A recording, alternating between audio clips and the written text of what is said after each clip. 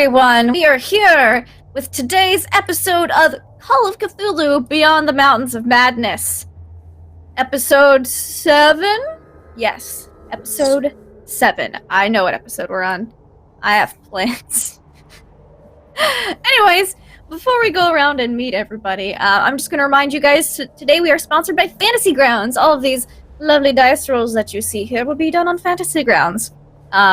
So yeah, that's one thing. And then also, if you like dice, like not rolling in Fantasy Grounds and actual dice, you should check out Dice Envy. Those are our other sponsors for today. Also, if you like to roll your real dice and have real minis, you should check out whalengames.co.uk, where you can get 20% off like D&D, Warhammer, a bunch of other types of minis, and they're pretty cool.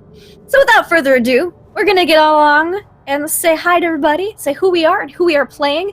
Let's start with the lovely Renee. Hi everyone, I am Renee Rhodes, and today I will be playing Lois Greenaway, who is a scientist specializing in climatology who is so excited to be getting to Antarctica this week, despite the fact that they found way too many skeletons last session. It's fine. Everything's fine. And I think my cat's giving me back my arm. Okay, that's it for me.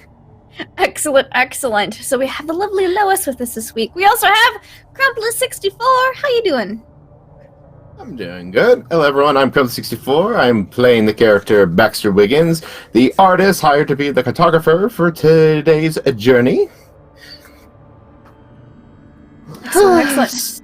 How's Baxter feeling about getting to Antarctica? And let's just say the body's just conjured some bad memories, so that's why his sanity dropped a bit. So he's hanging it together, but definitely we're going down a potential spiral that he hopes not to go down any further. Yeah, no, you definitely don't spiral down with insanity loss. Call of Cthulhu. That would be silly. Jimersion, how are you? I'm doing well, thanks. Glad to be back here. Thanks everyone for coming in and join us for another sanity-threatening episode here. I've got my Antarctic cosplay going on right now, so getting ready to hit the ice and see what we're doing. I am Jimersion. I will be playing the Hunter Merrill, the outdoorsman survivalist, and yeah, looking forward to the cold and finally getting on land and getting to do our jobs. Yeah. So many things you guys will be able to do once you reach Antarctica. I know that Little Cup of Joe is excited about getting to Antarctica, and we missed her terribly last week, but she's back with us this week. Yay!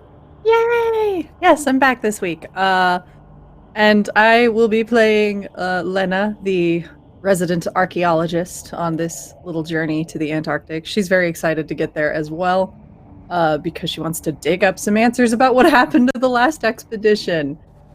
And I'm told she was on the boat while everybody found a whole heck ton of skeletons, so I'm interested to see what cool souvenirs they brought back for her. It's only like a dozen or so. It was fine. Oh, it's fine. Cool, that's fine. No big deal. Yeah, it's totally fine. They brought you something to look at, though, so, that's very kind and considerate of them. Speaking of kind and considerate, we've got Pro Restarter. Oh, thank you. Hello. Yeah. Super happy to be here once again for Smooches and Ice. And our Cthulhu side quest game, because we won it a few sessions ago, so I'm glad about that. And yeah, I play Hayden Stewart, ace pilot, ace shot, ace headshot, ace. I don't know what I'm saying anymore. Thank you for having me. Yeah, awesome. I'm sure our pilot will get to do some piloting very soon. And last but certainly not least, Hollowtail. How are you doing today? Yeah, I'm doing great, thanks, Lindy. Happy to be back again. And yeah, I'll be playing as normal Sebastian Wintercroft, the resident psychiatrist of the group, who is, ironically enough, losing his own sanity. What? No, psychiatrists never lose sanity in Call of Cthulhu. That's silly. Get it back. Recharges, right? Forget about it. So before I do our little recap, I'm going to remind you how you, the viewer, whether you're watching on, here on Twitch, virtually if you're on YouTube, you should come here. Watch it on Twitch Live. You can interact with today's game by donating Nat 1s, Nat 20s, wild magic surges, magical items, and, other things. Just check below. There's a whole list down there. I see some of our players have Nat 20s to use. they'll probably use them wisely. We'll see. Haven't really had much crazy action happen yet. Just kidding, we've had a little bit, but we're about to hit a whole bunch more because last week, our wonderful group of investigators, they acquired more sledding doggos. They contacted Olaf Bjornsson, a very large Russian man who lived near the outback in Australia, and they convinced him to come along and bring some of his sled doggos to replace some of the ones that unfortunately were poisoned on the journey down. They made good friends. Some knife sizes were compared. Other people were a bit concerned about his sanity, but everything was fine. They got him on the ship. They left for Antarctica. They left Melbourne, Australia, said farewell, ordered a bunch of kangaroo burgers to be brought onto the ship so everyone could eat good. And, let's see, what else? What else happened? Oh, and of course, Good Baxter said goodbye to Sheila, a very memorable fashion. And it was, fond farewell. Promised her he'd be back when he got back from Antarctica in a few months. But they headed south, started encountering some ice. A really bad storm struck, which unfortunately one of the pallets had a bit of a sharp edge and cut through the webbing holding it down that contained one of the airplane's engines. Unfortunately, it smashed around below decks a bit too much to be salvaged, and they stopped it from causing further damage, but unfortunately they are one Boeing plane down now. In addition, they found the remains of the Wallaroo, a whaling vessel from Australia that had gone missing last autumn. And they were able to find it and did a bit of a cursory investigation. Not really. They think a boiler room accident happened and that the crew just kind of died from the cold, as it is very cold out there. So they brought the bodies on board along with a bunch of really good scotch. Really good, like Scottish scotch. It was really good. And First Officer Turley was a little happy about that. They also found some strange coins and the ship's officer's log they brought aboard. Continuing further south, they begin to see the Ross Sea. A bit of calm stillness, and they can kind of see the Ross Ice Shelf in the distance. And that is where we're going to pick up with everybody. I shall also have, because Renee didn't come in at the beginning of last week. Renee and Lena, or Lois and Lena, I can call you by the right names. When you guys got back onto the boat in Australia, you noticed that Doris was in your room. However, Doris was dressed in a little penguin parka, full winter gear, along with the top hat and bow tie. Oh, the Brinkwin's back. Who should we give it to this time? Maybe we shouldn't put it in anyone's room. Perhaps the mess hall or something like that. Whoever's doing this is going to quite a lot of trouble to dress it up. Yeah, this is definitely a custom-made, like, little mini penguin parka. Okay. I mean, it's fine. kind of cute. Of course it is. Don't tell me you want to keep it in here. No. I want to keep passing it along. I think that's part of the fun, part of the joke. Of course. Well then. Let's find a new place for this little thing, shall we? Mess hall sounds great. Maybe like the captain's quarters? Got it. And I guess they'll pick it up and Put it in the mess carry hall? it off. Yeah. Alright. Stick it in the mess Sneak hall. it into the mess hall when no one's in there. When no Yeah. one's in there, like between meal times. Yeah, you're able to sneak it in. Yeah, We'll Like, set it people up, that and are put bored. it up in there. The next couple of days, Doris the Franklin is sits at like a little bench in the mess hall with a little empty tray in front of her. Just a little penguin parka hat and bow tie. You come back like a couple days later, and she has a monocle. Okay. Doris is getting so fancy. So fancy. Certainly So- dressed for the occasion. So that's what Lena is looking at when everyone else goes out to the boat. You're like, where did Doris get the monocle? Yeah. I think she's probably looking at this monocle like, what? It's gotta a belong to smaller than someone. average monocle. It's a smaller than average monocle, like penguin size. Okay. Perfectly penguin-sized monocle. Yep. So, Yep. Okay. and then everyone Cool. gets back on the ship with all stuff, and you hear like a hustle and bustle of people bringing in stuff and putting it in the cargo bay. You see a bunch of body bags getting brought on board, Lena. Okay. Yeah, she's gonna head up to the others after deciding to investigate the Prankwen. Oh, what is all this? What did you find?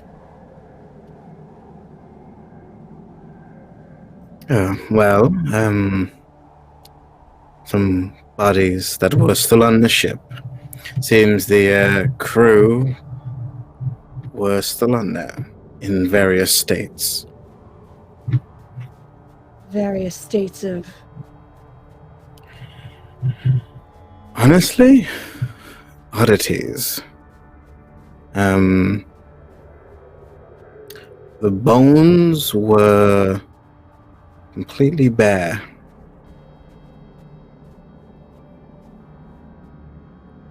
And they were fused to the deck. Fused to the deck? That frozen, you mean? Oh. Yes. But there were no marks in the bones. And they were clean. No signs of decomposition of any kind. They were just bones? Seems awful Yes. strange. Yes. Indeed. We also found the captain in his bed, and he shot himself. Not before writing a letter, which had said to Lois, don't know where she went, but it reminded me somewhat of the letter you showed us back in New York. Some of the wording, the threatening wording, as well as from our little saboteur's letter as well. All that incongruent nonsense that they were writing about. Wonderful. Alright, well, what are we doing with the... Why did you bring the bodies back? Oh, I think that was, Hunter. I believe, give them a proper burial or send them back to their families. Is missing for a while. Alright, well, can't disagree with that. But you're sort of going in the opposite direction. Yes. Oh. Still very macabre, I know. Well, I confess to being a little bit curious, considering it seems a bit strange that they would be completely... Well, they would just be skeletons and not some signs of decomposition. Whether this cold should have preserved bodies, not hastened their decay. Yes, that's what we... She's like thought already as well. sort of going into like archaeologist mode, like this makes no sense. Fascinating. Yeah. Yes. Sebastian and Hunter also found a box that had some coins in them. Seemed to be quite old. Had some fish iconography on them. Coins. Alright, well, I'd certainly like to have a look at those. Particularly Yes. if you say they're old. Yes. Ah, here they are now. If they're there. Yeah. Yeah. Yeah, sure. Sebastian Sebastian and waves. Hunter. And Lois and back. Everybody can be walking down the hallway. Hayden just left. Lena. Hello. Glad to see you all made it back. Sounds like you made quite the discovery. Yes. Yes, it was interesting. Wrong, but curious. I may need to read up That on a few is- things. That's the impression I've been given by Hayden. You Indeed. said that he said there was a box of coins you found? Oh, yes, of course. Hunter. I'd be a bit curious to see that if you don't mind. And Hunter will pull around peek around the corner from the end of the hallway. Excellent. Everyone I just needed to see. To Starkweather and Moore's quarters. We're going to have a meeting. Of course. 10 minutes. Okay, I'll grab that letter. Excellent. I'll bring Snowball. There's some seals in the harbor. They're really loud. They're so loud and hungry, and it's raining outside, so they can't go outside and walk. They're just stuck on their little bathroom. ice floes. They're just hungry little seals stuck on their ice floes. There's no fish in these waters. Yep, it's rough. Rough life being a seal. I think Lena's gonna dash back to her quarters and grab like some of her archaeology. Yeah, you were able to tool. easily grab some of your like personal archaeological supplies and like a notebook and some like maybe some books and stuff. You're like, oh, we got this and that. And so, yeah, you're grabbing it. Does anyone else have anything they want to grab before they all meet? I'm good. Yes. All right. Normal notebook and papers for Baxter. Cool. So, 10 minutes goes by very quickly, and you kind of, rather than meeting in the quarters, you commandeer one of the officers' mess rooms, which is basically like a small meeting room. It's got enough space and chairs for everybody. Everyone's bunks are very small. So, Starkweather is, not present, but Moore is. Starkweather's actually on the radio making some calls, but Moore is available. So. And everyone comes in and gets seated. Hunter will pull out he's been munching on something in his pocket he keeps pulling out. He'll pull out a bag and set it on the table. Still got some of those scorpions left. Anybody wants them? He'll take one, break it in half. Bag of chocolate-covered scorpions. Chocolate-covered scorpions, yeah. No, took them all with suddenly me. not feeling so hungry. You. All right. More for you. At least we don't have to worry about them melted in the sun. Very true. So, Professor Moore, when we went on board the Wallaroo there. Yes. Several of the ships been missing since last October. Yes. Hopefully you were able to find out some more information about that from the captain in Turlo. Yes. I believe Starkweather's making some calls saying that we've found the vessel. We'll be making a full report on everything that we found on it. Pictures were taken, of course. We had Francois go aboard and take some photos. Excellent. I made sure to return the captain's pistol. I unloaded it, kept the ammo, but Yes. the pistol has been returned to him, and it will go where he goes. Good. Yes, the bodies will be brought back to Australia so they can receive a proper burial when we return. After all, they're in a rather interesting state, so it's not as if it'll thunk up the ship, if you will. And exactly, I wanted to see if the doctor could maybe give you a better explanation than I could about the state of those. Dr. Green is going to be taking a look at them at his nearest convenience. Yes, at least from my initial assessments, there was a lot that was wrong with the bodies. The bones had no marks, but the flesh was picked clean. No signs of rot or anything of that sort. And in this temperature, they shouldn't have been decaying as such. Seems, yes, highly unusual, but perhaps They're there's also some positioned explanation. up. So that was strange. Lined in a row. Some of them, that is. The captain Maybe was they notably were laid not out to rest upon death, and then something picked their bones clean. I don't know.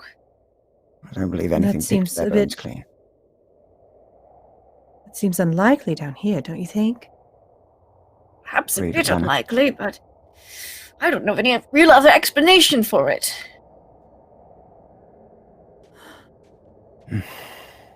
We also What took a would look use at them to- the engine room, Mm-hmm.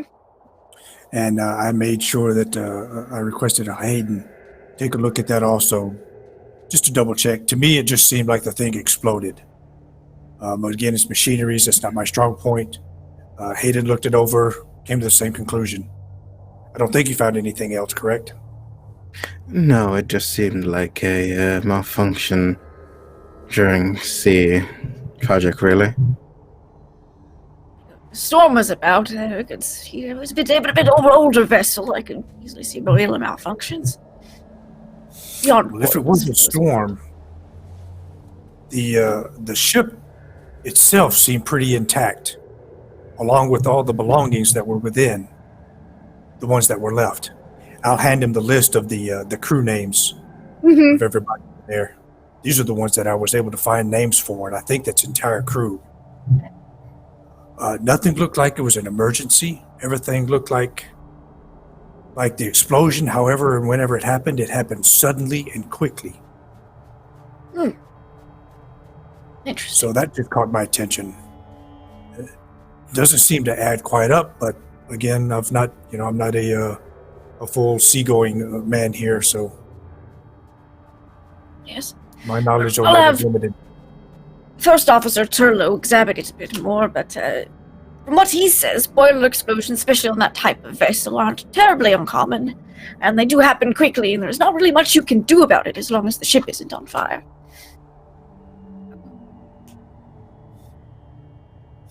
Anything Well, else? We managed to account for all the names, and we found the captain's logbook, Ah, and we yes, made a good. copy of it. We turned over the original, of course, with the captain. But we did make a copy. The last entry seemed to be quite interesting.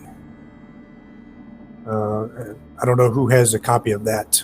We'll slide him that page over so he can read that. Mhm.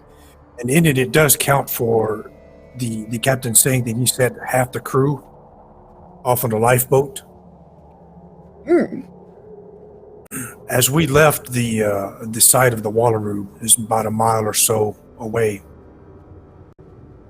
I was out on the deck, and I saw the lifeboat. Really? It was, Didn't get very far, I suppose. it was off the starboard side. It was fully encased in an iceberg, and no. and I do mean fully encased. That's That is impossible, surely. That- There's no way that could have happened. Scientifically impossible. Yes. That was my thought exactly. I know how fast ice can form. Icebergs are new, but I don't think they're that new. And I don't think they form that fast. Not in No. the least. well. When we disembark on Antarctica, we can have the ship kind of go back and look for what you saw. Maybe they'll investigate further. After all, we won't be needing them for a couple months. They'll just be sailing around the Ross Sea. Maybe Well, I a saw good the- idea. I saw the lifeboat, but there were no sign of any bodies. There were no sign of any. It was just an empty lifeboat. Didn't look The like objects? nothing. Interesting. Curious. Seems like a bizarre thing. Not the fact that it's even in an iceberg, notwithstanding, of course. Yes. Of Is there any course. drink around, Lindy? Well, there'd be a cordial or something in this. See, this is one of the officers. Like Is there Mess something halls. to drink? Yeah. I we think, have there's water. You can have a glass of I'd have water. brought that bottle. Like. I'd have brought that bottle of rice, Scotch Good rice. Scotch. Yeah. nice. Everybody's like, we need alcohol. Stat. I just kind of like I get a glass and I'm just like, I swear, yeah. Yeah, I'd have brought it for Professor Moore, so he'd have at least a bottle and taste of it. I don't know what the captain's going to do with the other 11 bottles, but I've got that one. So Mm-hmm. Oh, you know Turlo's taken a couple. It's got a private collection to maintain. His country's, he would say it's his birthright, honestly, but as a true Scotsman. I love them. So, you know. and he's taken- and one more thing, sir. yes. And I'll look around to make sure we're the only ones in the room. Mhm. Yeah. I didn't claim everything that we took out of the boat. And I'll take the pouch out. And I'll open it up. And I'll pour the coins out onto the table. All right. So onto the found table. These in a chest. And I'll just sit back. Yeah, Lena's leaning forward to have a good look at those Yeah, almost so- immediately. These coins depict. They appear to be kind of. You can't look at them and be like, oh, these are Roman, or oh, these are. You can't really tell origin right off the bat. You have to make an archaeology roll for that. But they are gold coins, and with oddly shaped sea creatures depicted on one side. It is Give gonna me an like pick one archaeology up. check. See what you can Take a- learn. Yeah. And you said there was like 5 of them? Yeah. Yeah, there's like 5 of them. I'm looking the pouch over. Is it just a normal pouch? Is it made out It's of just an human oiled skin? leather pouch. I'll put it down there on the table. So that's a 35, which I think for me is a Is that a hard that's better than a success? hard success. It's better than that. An extreme success would be a 5th of your value, Yes. so a hard success is half. Okay. Yeah, I think it's a hard success. Okay, yeah. So the hard success, I wrote this down beforehand. That was smart. With a hard success, these look similar to some coins that Professor Lake showed you once, Lena. They they don't depict a specific country or anything. They appear to be of a similar style to that of South Pacific Islanders. Very South Pacific. But as far as you know, they didn't do trade with gold coins. So that strikes you as odd, but the art style depicted on it is reminiscent of several like murals and stuff and art and other like totems and stuff that you've seen. Sure. But they're on gold coins. There's some text on there as well. But you'll have to take some time to translate. Without an extreme success, you'll have to take some time to actually translate that if you'd like to.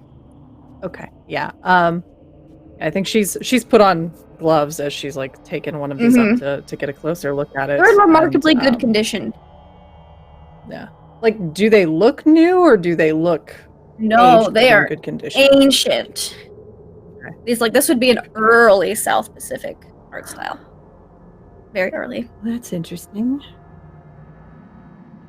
The art style resembles a ancient South Pacific motifs, but they were not known to trade in gold coins. I'm going to have to take some time to translate this text to actually find out what it means, but I don't know. I've never seen anything quite like this before. And she'll kind of take like a rubbing of it so that she can get the the text on it to translate for later. I made sure, sir, that we save these because it seems like this would be the first discovery of our expedition. Very, very wise of you, Hunter. Yes, we will have these put into a very special part of the hold. That way they can be. Of course, Miss Lena, you are more than welcome to study them. As the more we know about them, the better for what we publish our discoveries. Absolutely. Yes. I'll also pass her that last page of the captain's log so she can look at the writings like Cade mentioned. Yeah, if you want to look at the fantasy grounds, it's under image maps. It's the Wallaroos last log. So Yeah, I think I saw that. So cool. So he goes, well, I've got to do a bunch of paperwork before we land. That way, I don't have to do any boat-related things once we hit disembarkment time. So this information has been very useful. I will document it all as well. And he kind of picks up his bundle of notes and papers and pens, and he's like, you all have a wonderful day. We should be making landfall for the next few days, I believe. Yes, of course, Mr. Moore. she's sort of distracted as she's reading through this note. He leaves. I'll pull out my pack, little backpack thing that I carry around, and I'll bring out a little 38 special pistol, and I'll lay it in front of Lois. I bring out another one, Now lay it in front of Lena. 2 boxes of What ammo. are these for? If you wanted them. During Melbourne, we all went around, and everyone wanted to upgrade their pistols. I helped. I picked up a couple for you two. They're there if you'd like to have them. You'd like to keep them on you. If not, we understand. You know, at the start of this journey, I would have said no, flat out, but in light of recent events, I think I may have changed my mind. She'll reach out and take it. Gingerly, like it's about to catch fire, but... Surely we won't They're have all- to use them. They're both unloaded. Good. You'll have to show us how to load them then. And Lois will pick up the gun kind of the same way and just look at it. How do gun? How does And for gun God's work? sakes, do not point the barrel towards face. Common sense applies, of course. Thank you. You don't know how many privates have fallen for that. We still have a few more days. I'll set us up some kind of a short, small shooting range out here. And I'll give be- everyone a refresher. Sounds good. Would be much appreciated. That was all I had. Okay. Anything else?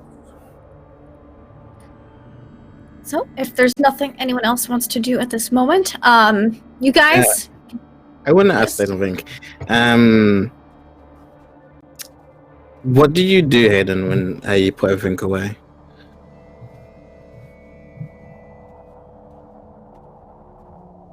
Hunter, sorry, not Hayden. Say that again? What do you do, Hunter, when you put everything away? All the stuff you've been showing us. When I put everything away, Yeah, like the coins, the letter. what do you mean? Where do I put it?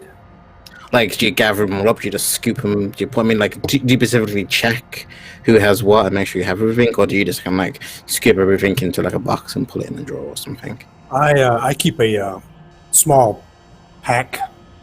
It's like a mini version of our backpack, our official backpack. It's just a smaller one that I carry around. Okay.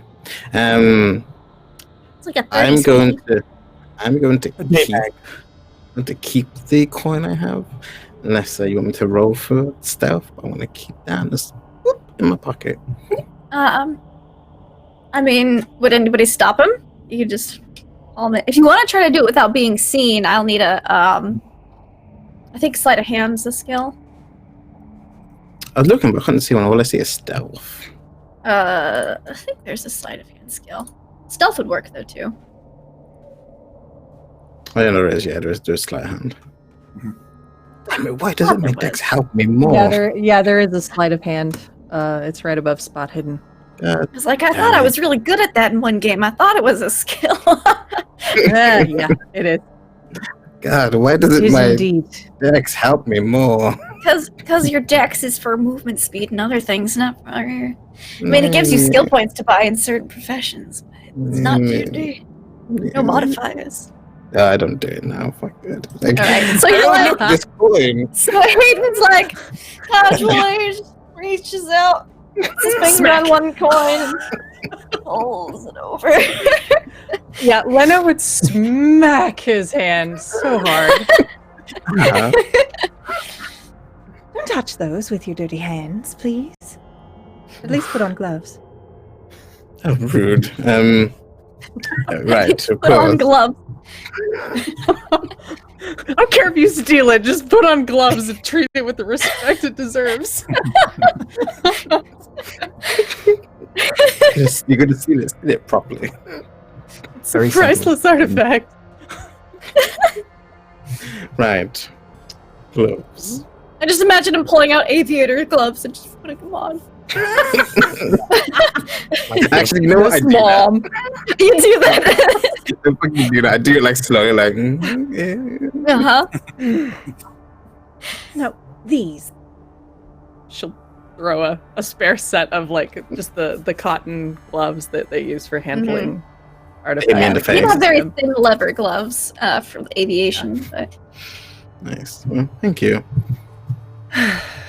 May I? If you'd like, but you can't keep it. Okay. I just wanted to look. I look at it and put it back down. Just dejected.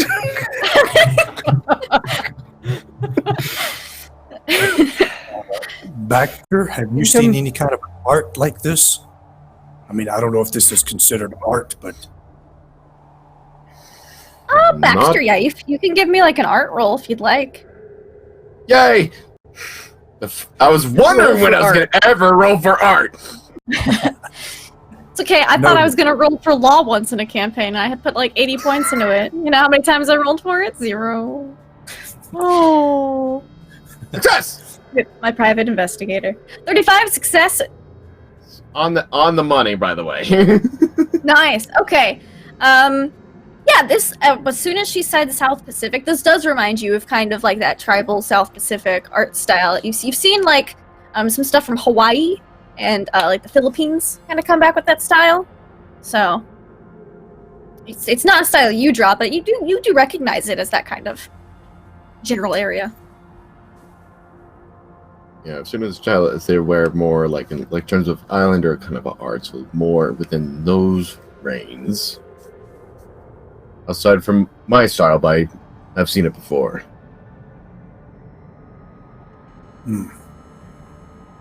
I need to go check to see where the Wallaroos registry was from. I imagine Australia, but I could be wrong. It was Australia. All right. Well, that's all I have. I'm going to go mention something to Professor Moore. Maybe see if I can catch Captain Turlow's ear. Sure. Yeah, he's talking with that's all Captain Turlow right now. Turlow's sipping on a bottle of scotch. And Hunter, let me know if when you set up the range, I'll gladly to assist you. Absolutely. Will do. That's all I have, everybody. Lena, you find out anything about those coins, be sure to let us Of know. course. Quietly, Absolutely. please. The Captain, Turlow, don't know anything about this. Of course. I'll see what I can discern and share my notes with all of you later. Shouldn't take long. All right, other than that, just prepare for landfall in Antarctica. We've got a couple more days. I want everyone to be ready.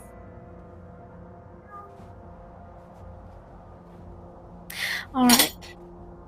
So, yeah, you guys. I'm guessing Lena studies the coin over the next couple of days. Yeah, she's going to take any spare time she has to. Okay. To basically, just- anyone who sees her is going to see her like sitting there with books and notes and studying these coins. Sure. Give me another archaeology check, just to see how efficiently you're just referencing this coin with some books and translating and trying to figure out what like dialect it's from and stuff. So. It's a success, not a hard success. Regular though. success? Okay.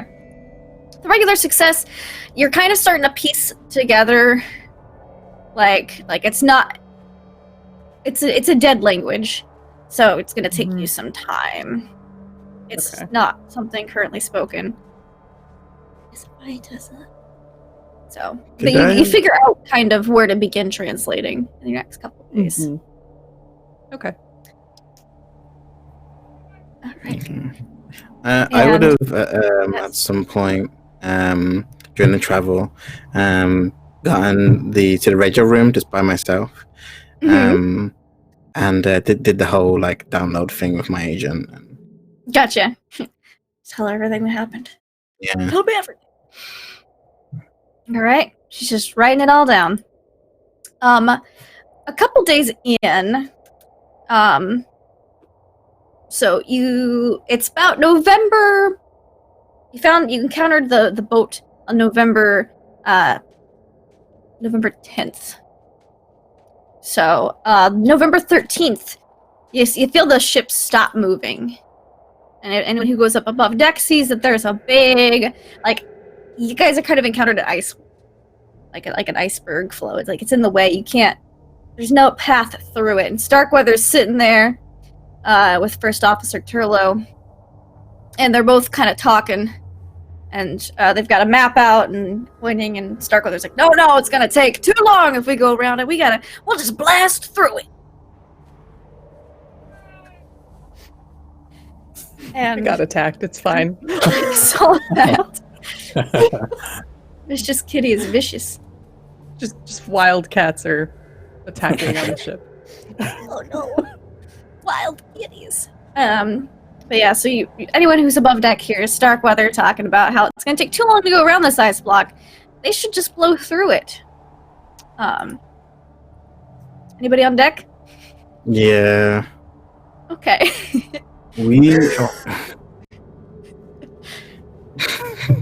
I'm just going to just say, you want to blow through the ice? Yeah, it'll be a lot faster if we can just blow through the ice and sail through rather than maybe taking a few days trying to find a way through this clearing. Is that Gotta get to the safe? raw sea. Oh! I'm a demolitions expert, of course it's safe. Right, but is it safe for us, not the explosives? Well, I mean, we're on a ship. I'm not putting the explosives on the ship. I'm taking them off the ship. Putting them on the iceberg. We'll back up a little bit. Shouldn't we save those for when we're actually on the expedition? Oh, well, you see, I brought plenty, and those archaeological types and more, they're not real fond of me using those explosives near the dig sites, so as they could damage precious artifacts and such. So I, of course, brought extra, but we could use a little here to blast our way through. I would advise against it. We've had a lot of unknowns happening lately, and risking any kind of backlash by using the explosives. Something I kind of want to avoid. An extra few days at sea, it's better than an accident happening to the ship. And besides, we're on an expedition. I'm sure we have the time for a few days. You said the ship's going to be rounding for a few months at the very least. Well, we are trying to maximize our time on Antarctica and beat that stupid Acacia Lexington, but mostly to have as much time on Antarctica as possible to study the surrounding terrain. Of course, but a few days. And saving explosives and not causing possible damage. Give me a persuasion check, Sebastian. Sure. Unless Hunter would rather make it. No, I'm not the, Or Hayden would rather make it, rather. Is there any way that I can help? Because, I mean, I'm charming, but I didn't know how to make a character, so I didn't really know that was this. Got a persuasion of 70, if that helps. Yeah, Okay. you do it. I'm just like... giving the thumbs up. Everything to help. Listen to him. Jesus, Nice. That would be a Hard success. hard success. Excellent. So he's like, you can tell he's not happy about it. He and Turlo are like unwinding the fuse as they're both demolitions people. And kind of like, well, I guess you should probably save some of these explosives, I suppose. We'll keep a little for case we need to blast anything on the way back, though. You know, just course, because we're of not course. using them now. Right, all right. It's better to have emergency Sorry. explosives, I imagine. Yes. Yeah, emergency explosives are always a good thing to have when you're traveling on the ice. And they kind of wind back up the fuse. Yeah, Sebastian will look over to Hayden and just kind of go, it's very, very persuasive of you. Yes. Yes, you too. You got the... Having you around just seems to always make my words make more power, you know? Oh, well. Like, I have the words, but you have the face and the fame and the aura of charm. Oh, well, I mean, you flatter me, dear fellow. I'm can compare to your breadth of knowledge and the skill to which you use your words. I cannot fly a plane. I think we're even. He smiles. Indeed.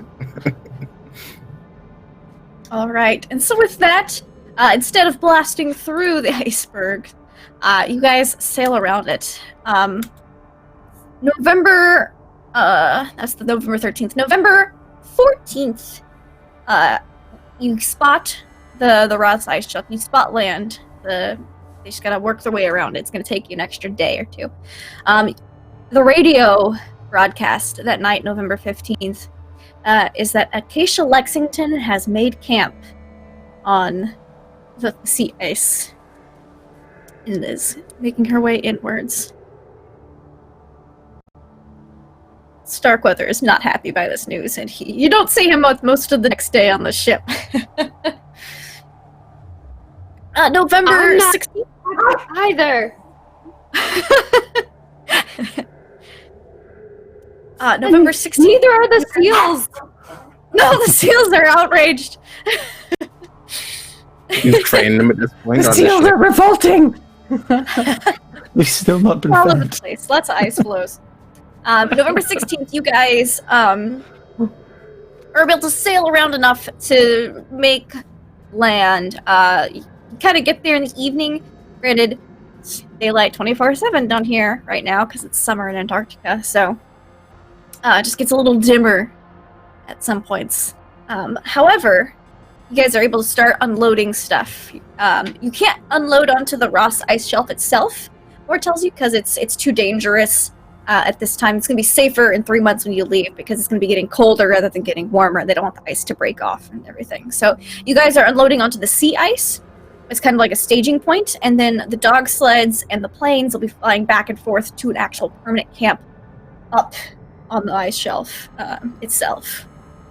So Hayden, you're actually going to be doing a bit of flying back and forth. There's another pilot as well, as you guys had enough pilots for 3 planes, but now you just have 2 that are functional. Finally. Finally, the night of the 17th, you guys hear on the radio that Acacia Lexington has flown over the South Pole. And I was laughing at like Jess and Ray. It's like, this bitch. Listen. I love it. so, like, Lois and Lena and Starkweather are all like, none of them are. I will pass. She's not Lois that and- cool, okay? Yeah, they're in the mess hall, just like. She's so I'll pass them the last of the bottle of that rye scotch. Can you believe her? The gall of that woman.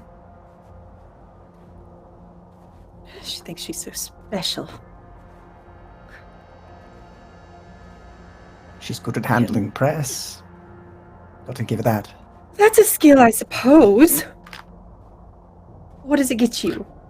Other than attention. A lot of attention. But, no one's going to be speaking of this woman when they hear about the find that we've gotten with the coins and your expert work in deciphering them. Flattery will get you nowhere, Hayden. I think we've already determined that, but thank you. Nevertheless, we will make as many findings as we can, I hope. Yeah, they can have the Indeed. papers, you can have the history books. Mm-hmm. Indeed. Papers don't last forever. Indeed. No, and they'll be showing off your stuff in museums, a placard for time to come. As well. We'll see what happens. In any case, it seems she's made her progress. We should make ours. Agreed. At least it bodes well for the way there. If they're making it, then surely we can. Indeed, actually, we have 2 finds under our belt right now. Not only have we uncovered a possibly unknown ancient civilization with these coins, but we've also managed to find a missing ship at Fort Lost. We've done quite a bit, actually. A good deed and a good historic find, all in one. Mm. So far, so good. Still a bit unsettling, though, I think. She sort of says that more to herself, thinking about that letter. The last page of the log. Yeah. All right. So, as you guys are getting like the staging area on the sea ice and the actual camp up on the ice shelf itself, what are each of you guys helping with moving? I know Hayden's flying back and forth. They're kind of having to. Morris had to completely rework the staging area plan because of the lost plane. So the dog sleds are working overtime, and the planes are flying almost nonstop. You actually, rather than just completely stop, you swap pilots and continue to fly through the night while you're sleeping, Hayden, the night. You guys kind of just adjust your clocks to Australia time, that way you're in sync when you get back. That way you're not like, completely thrown out of whack when you get to a place when darkness falls again. But it is a bit disconcerting being up on the ice because it's white and cold and desolate as far as the eye can see. This area, it's very flat. There's not a lot of topography here. It's just a lot of white ice. There's also a bunch of penguins and seals. They're very curious about you guys. They don't appear to view man as a enemy or a predator, as they've never really seen people before. So they'll just waddle up right to you and just like poke at the supplies and stuff, and they have to be kind of shooed away or pushed away from certain supplies. What are each of you guys helping with? Helping move?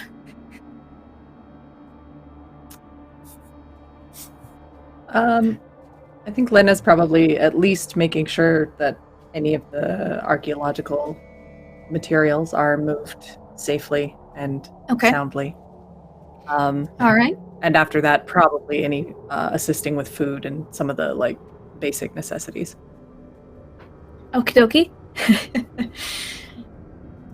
Hayden's going to make sure the plane and everything is all right, and is going to make sure the dogs and the equipment for that is going to be okay. Dogs.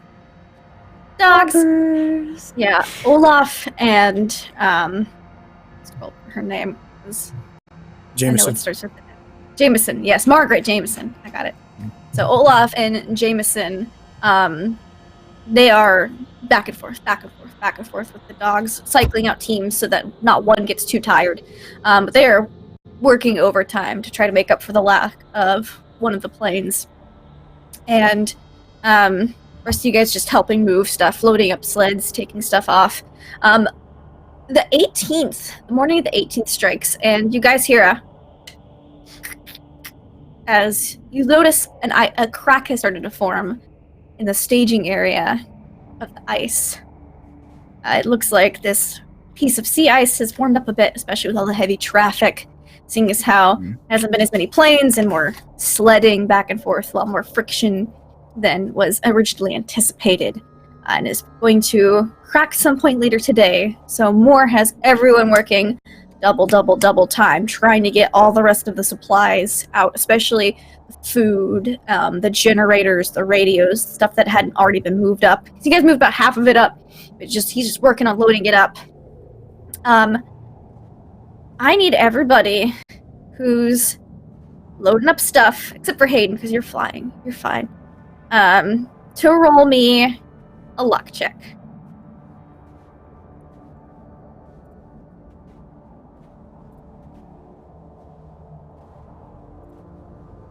All right.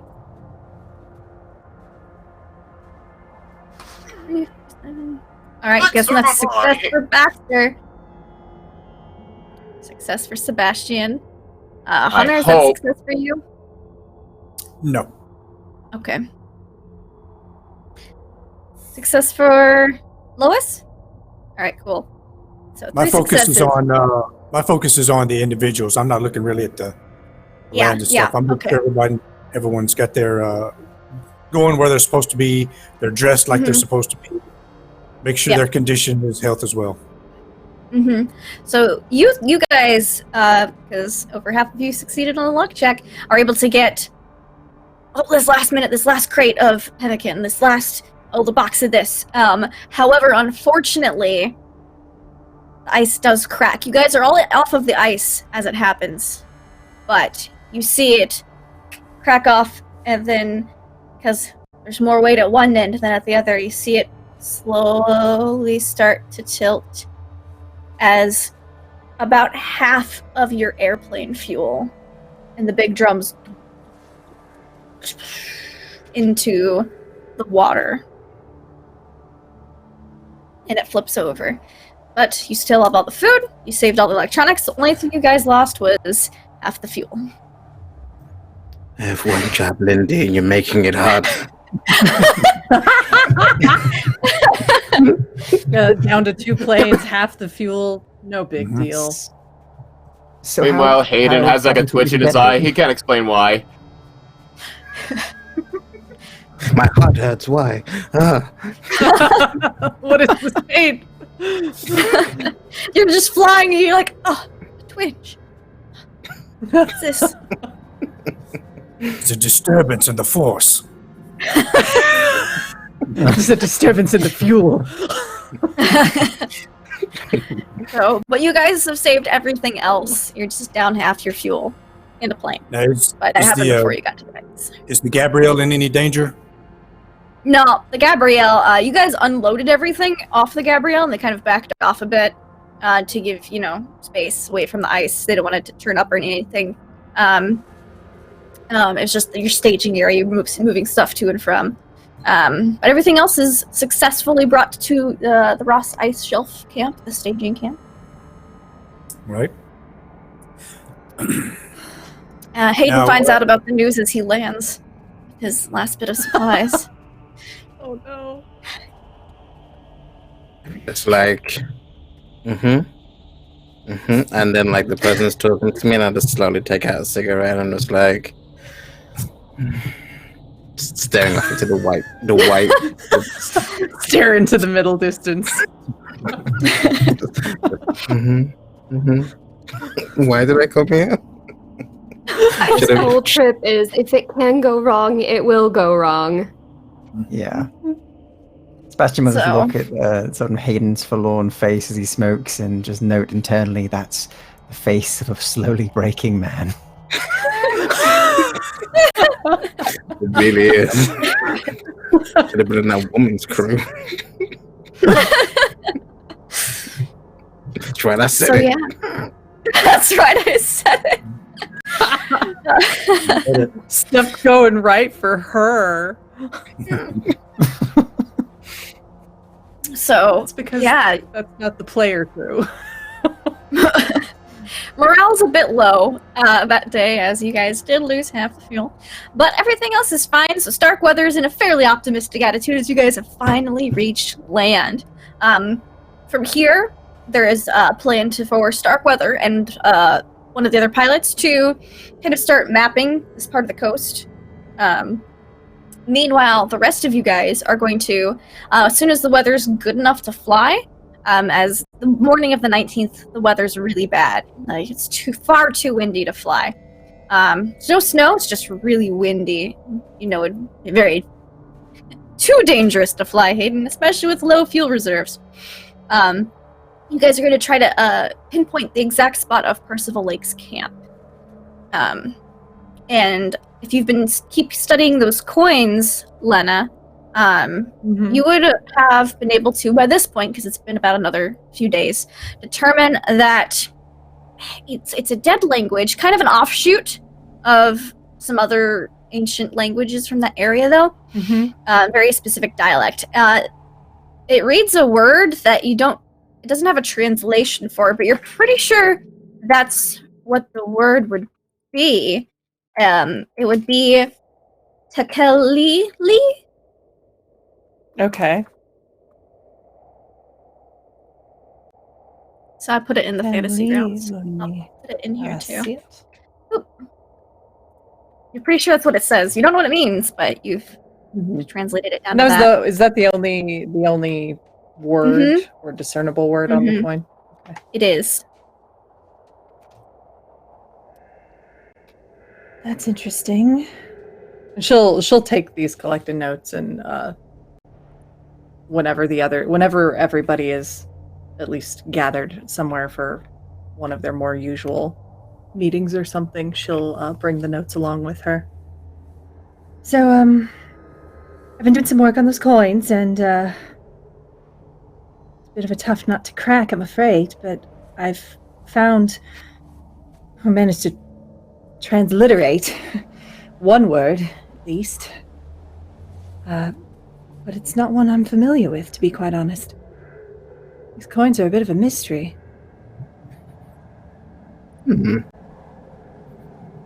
No connectors to an ancient civilization?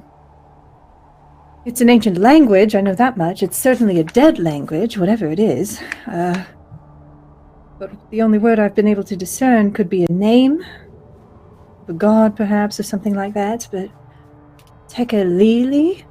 And she'll kind of write it fairly large on a note and show it to everybody. It's not something I'm familiar with. The sounding of it kind of reminds me of Aztec. It certainly seems to bear resemblance, at least in the style of the artwork, to Southern Pacific Islander cultures, which that sort of language is somewhat congruent with, but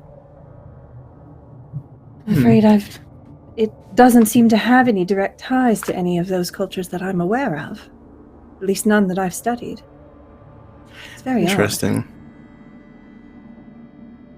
Yes, I read some of it, and Hayden will kind of go into kind of like what he's read about it, but we'll have no connectors to it, which might seem surprising to actually show some kind of intellectual standing. He's smart. What? I am. I have like a 90s, 19, no, an 80, God. 80 int. Quite smart. That's not educated. I read books. I read. He has great potential for education. He just didn't go to school. Yeah. He went to pilot school. That's okay. Mm-hmm. I flew planes. Yeah, it's strange.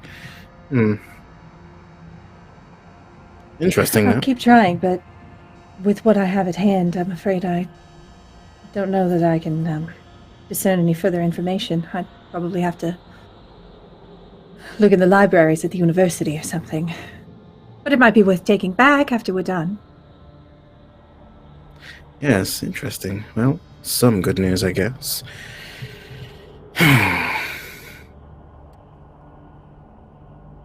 Good job. All Is right. there anything I would know about the art, though, in particular, like the design on it? Does that potentially correlate to anything I've seen? It's interesting far as, because like, you've never content? seen they're obviously sea creatures. You can see like gills and fins depicted, but you've never seen sea creatures that look like that. Not even like artistically styled. Like Okay. like it's got fins and tentacles. What's up with that? Like that doesn't make sense. Okay. Yeah. Actually, That's fine. Actually, say that. Does that correlate to what was in the paper? Because they found an autopsy, right, in that newspaper, and they were showing the recordings in the they did, newspaper about they what did they an found. autopsy yes. from the papers of a plant. It was depicted as a plant. An Okay. interesting plant. Yeah. Okay, everybody in the world From wasn't the sure. previous Miskatonic University expedition, Percival Lake said in the reports that they published that they found a very interesting species of plant. Okay, Really cool. large plants. Yeah. I didn't know if it They was. did autopsies Okay, cool. on that and they sent samples back. Okay, cool. But no, you've never seen sea creatures like that. It's real weird. Okay. Give me a history check. I'll give you this one. While you're looking at the art. History? Yeah, history.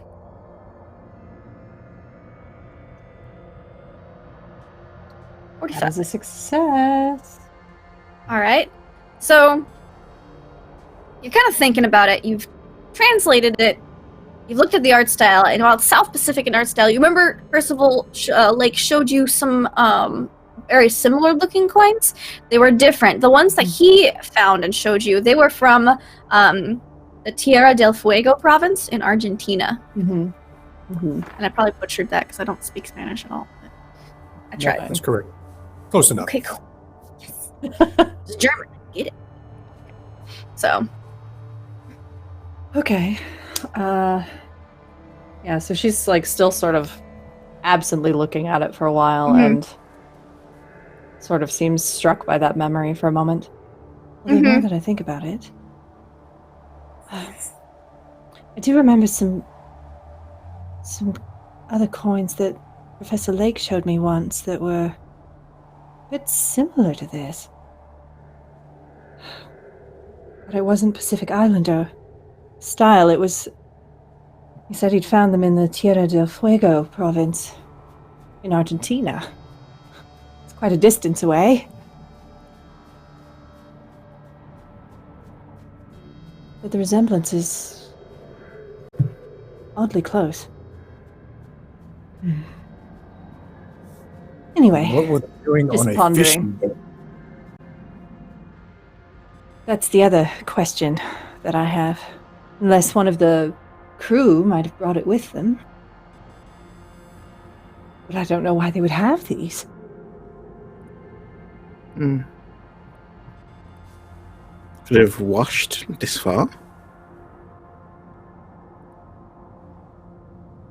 Possibly, but they would have shown more signs of wear and tear from the ocean. The condition they're in doesn't seem to speak to them having been buried in the water. Mystery. Well, we found them in the captain's quarters, in one of his personal chests, so I have no idea how well traveled he was. Seems rather well traveled, if that's what was found in his chest. They were a captain. Perhaps they've had voyages around that area before. Certainly not impossible. Did you Certainly. bring back his entire log by any chance? Yes, but we had to turn that over to our captain, so his personal effect could be buried with him. Pity. There might have been I mean- chances there. I guess we could probably find out where the logbook is at now. Shouldn't be too hard. Haven't gotten far. If we've still You have got it radio available, contact it might be ship. worth looking. But then, if we start asking questions, we might have questions asked of us. And I would rather keep that quiet for now. Of We course. could find another reason. An alternate reason as to why we need the logbook.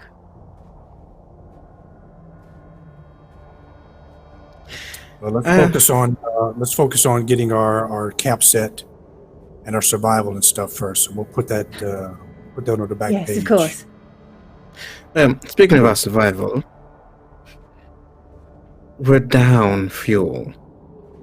So if something were to happen, we're going to be quite in a bad way.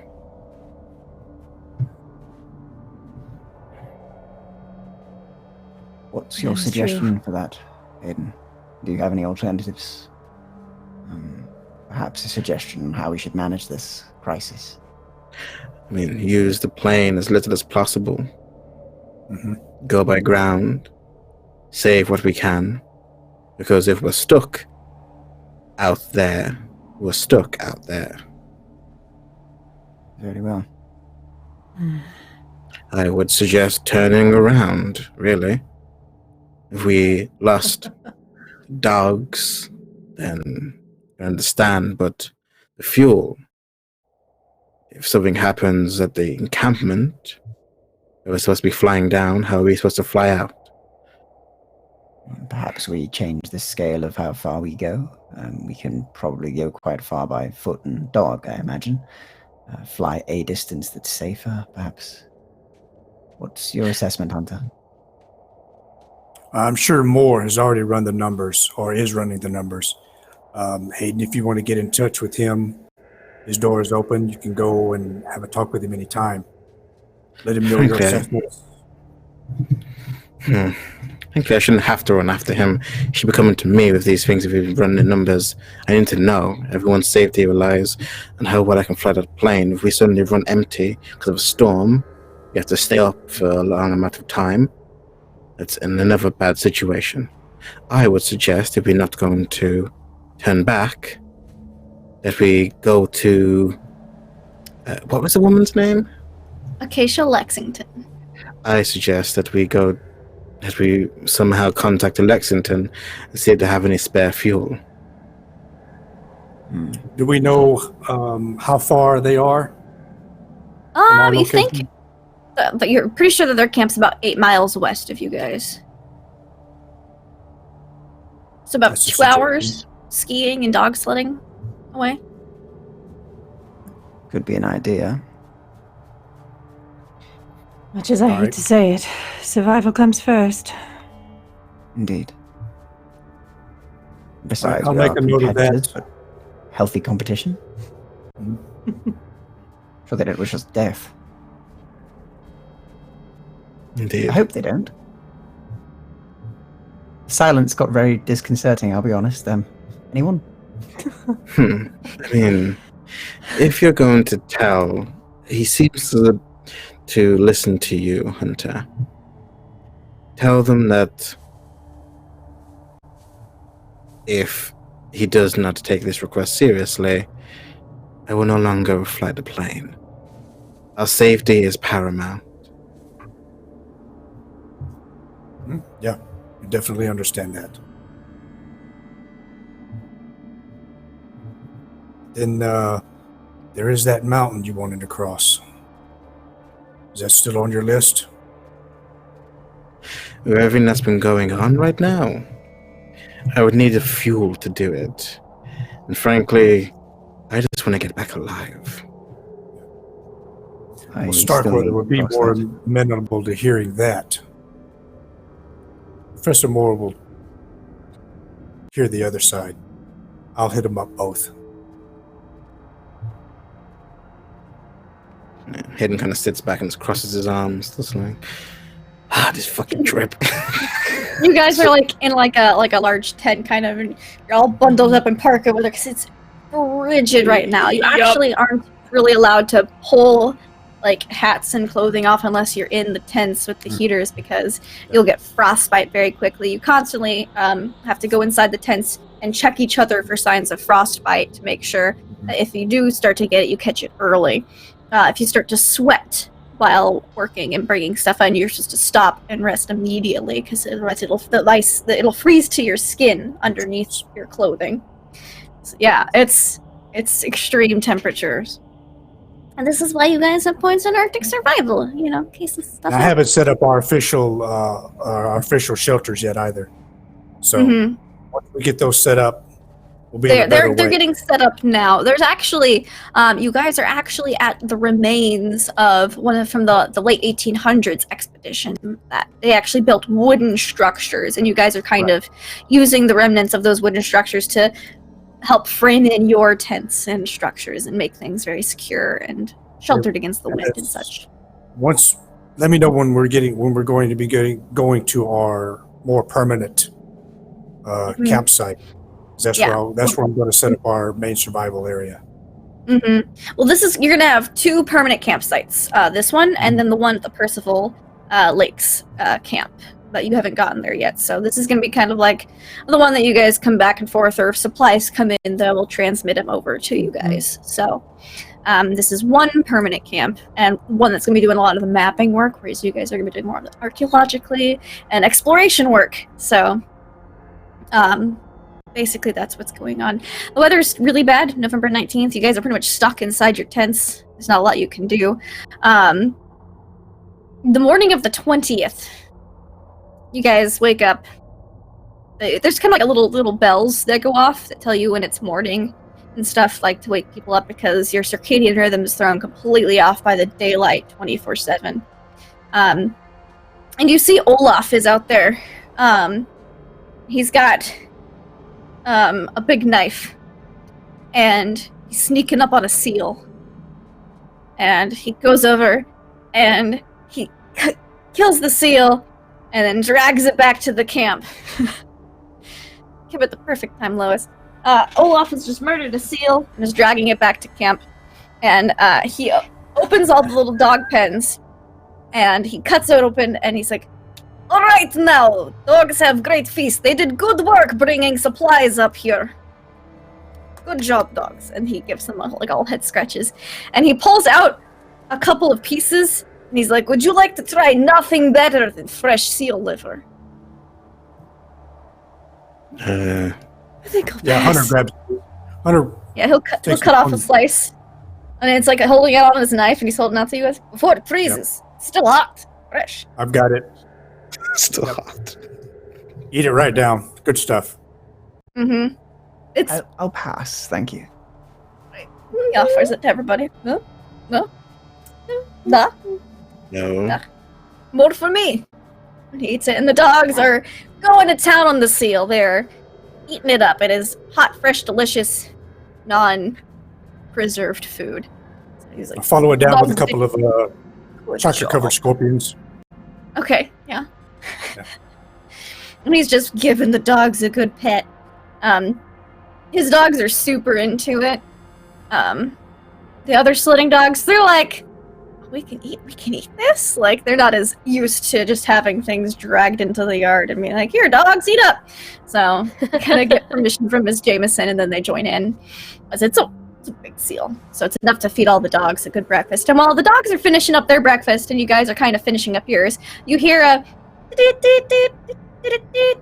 on the radio come through. "Emergency, emergency, emergency." A distress call has come in, and you see Starkweather rushes over to answer it. You guys hear it kind of broadcast. "Emergency, emergency." And then the comms go dead. Starkweather checks the comms.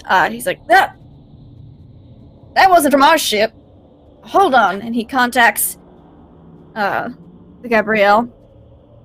They didn't hear any signal. He contacts the Tallahassee. And the Tallahassee replies, Yes. Believe there's some emergency at Miss Lexington's camp. We heard there's fire and smoke, and we believe we heard gunshots. Over and out." Yep. He's like, "Well, sounds like we need to send in a rescue party." And he will start grabbing up some gear. Yep. Come on, Oh, on yeah. I'm Very well. as soon as I heard emergency in Tallahassee, I'm already on it. Bjornson and I are already 2 steps ahead of Yeah. Starkweather. I know Tallahassee what is he's not doing. close enough to provide aid. They just saw some smoke in the distance. It must have been a rather large fire. Come on, we can get there a couple hours if we go on ski and take some dog sleds. Olaf is like, "Very good. I will get the dogs ready. They have a good meal. We'll have plenty of energy." And he starts hooking up some dogs to the sled. He puts some. They load up the sled with some first aid supplies, a trail radio, so you guys can stay in contact with base camp. And is everybody going along? Yeah. This Definitely. first emergency thing? Okay. Everyone puts on their Taking a rifle skis. and a black bag of surgeon's tools. Excellent. I Doc got And then we'll to grab go. some first aid Once for life, materials. once for death. All right. Definitely a little nervous, but it's fine. It's fine. It's fine. Big deal. Definitely packing the gun that we probably haven't had time to learn how to use. You would have had Yeah. some lessons on how to load. Okay. You would know how to load, unload, and save. You would know Okay. that stuff by now. You had a The few days with basics. you know the basics. You don't I'm get gonna any take a, skills in it, but you're proficient with it now. Take a few sticks of dynamite also. Okay. In case we Yeah, need to use some Starkweather is ready to go. He is rearing up. Olaf is taking the sled with most of the supplies.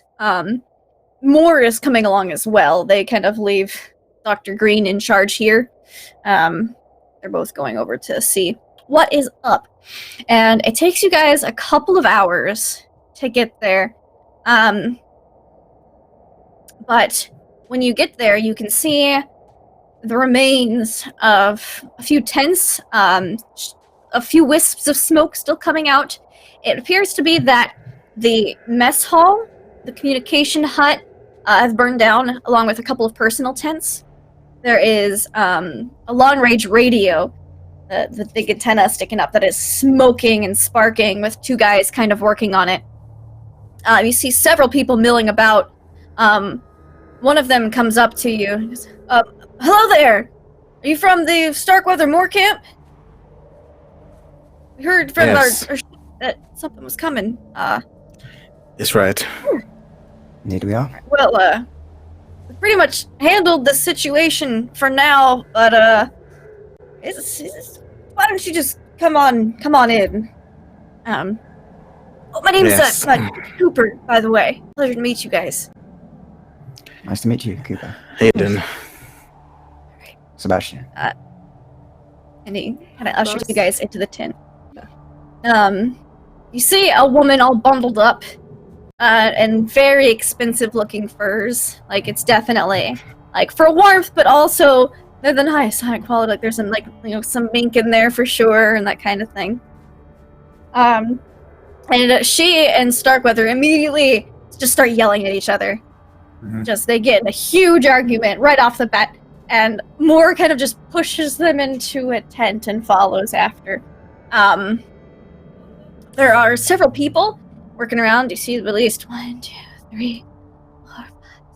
See at least, like 6 people milling about. That looks to be like there's 2 people working on the generator, or like the kind of that powers the radio station in the center. One of them appears to have a bandage around their arm. You see that there's a medical tent, and just some other people kind of walking around. What do you guys do?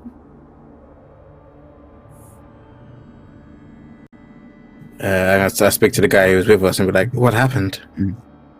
Oh, well, you see, we woke up this morning, and it was insane. I woke up, there was a big explosion that happened, and Bradbury and Dinsdale, they were just running around setting fire to supplies, yelling, they're here, and burn them out. And while I didn't know what was going on. Some of the other guys stopped them, but Dinsdale passed out, and Bradbury, they're in the medical tent now, but Brilliant. girl, Hopesville got shot. It was They're here. crazy. Have Shooting they at- been yeah. attended to, Purposeful? Oh yeah. He's got a bandage. I don't know if Doc Anthony has really I know he pulled the bullet out, but I don't know if it's been super looked at yet. You a doctor? Yes, he says and kind of gestures to his black bag that he's got. If you Oh, could direct well, us to then I'm- them, I would look. Yeah. happily look over He's one. working on the generator right now. He's working. Yeah, he's kind of grumpy. He kind of sighs and shakes his head and gets heading over towards there after he gives the rest a very polite nod. I'll be back Mhm. soon, but I would like to speak to these 2 individuals if that would be okay. You see, or- one's working on the generator, another one's just handing him tools. One handing him You need tools a is hand, real Sebastian? grumpy looking with the bandage around him. Yeah, Lena will look to him. Do you need a hand, Sebastian? that would be brilliant, Lena. Of course. She'll take the first aid supplies she's got with her as well to go and follow him. Yeah. You Yeah, see, I'll there's head over. the 2 working on the generator. Chip, who's talking to you guys. There's apparently a guy kind of near one of the airplane, the big airplane that they have there. Very nice airplane. He's just looks like he's double checking supplies. And then there's another guy who's kind of just stamping out putting snow on what looks like little remnants of cinders and stuff. So you guys walk over to. They have little name badges on their uniforms. It's real helpful. One's name is Hopewell and one's name is Sax. Hopewell is just grumpily muttering and handing tools to Sax, and he's trying to fix this generator to make the radio tower work. It doesn't look fixable, so there's a couple bullet holes going through it, but damn it, he's trying. They notice you walk over and they're like, hello, can I help you? It's more what I can help you with. He gestures to the gun wound. Mr. Hopewell, I presume. Oh, yeah. I guess, yeah, Chip's real talkative, that one. Indeed. Yeah, I'm a Doc surgeon looked at it a little and bit. doctor. That's fine. If you want to look at it again, I wouldn't mind. If that's Like- all right with yourself, I'd like to have a second look at it. You shouldn't be Sure, working you kinda with a just- wound like that. Like, rips off the bandage. I didn't know. Maybe somewhere warmer. Yes, we should get you inside and tend to that properly. Yes. Just gestures to attend. You got this, Sax, and Sax like, I'm gonna fix this generator. I'm gonna fix it right. It perfect when Good it's luck, done. Sax. Hopewell kind of just goes So we into a leave it nearby in your tent. capable hands. Hopewell sits there and he's ripped the bandage off. You see that it's a clean bullet wound. It looks like it pretty much went all the way through. The doctor removed it on the other side. Brilliant. You're surprised that it's a bullet wound. Mostly. You didn't know that they were all armed. Yeah, he will still take a good long look over it. Give me sort a of, medicine check. You know, with Lena's help on that, obviously. Mm-hmm. Medicine. Good at this. Medicine. Should I make a check Regret as saying well? that. I regret saying that. You can make me a Immediate first regret. check, Lena. Okay.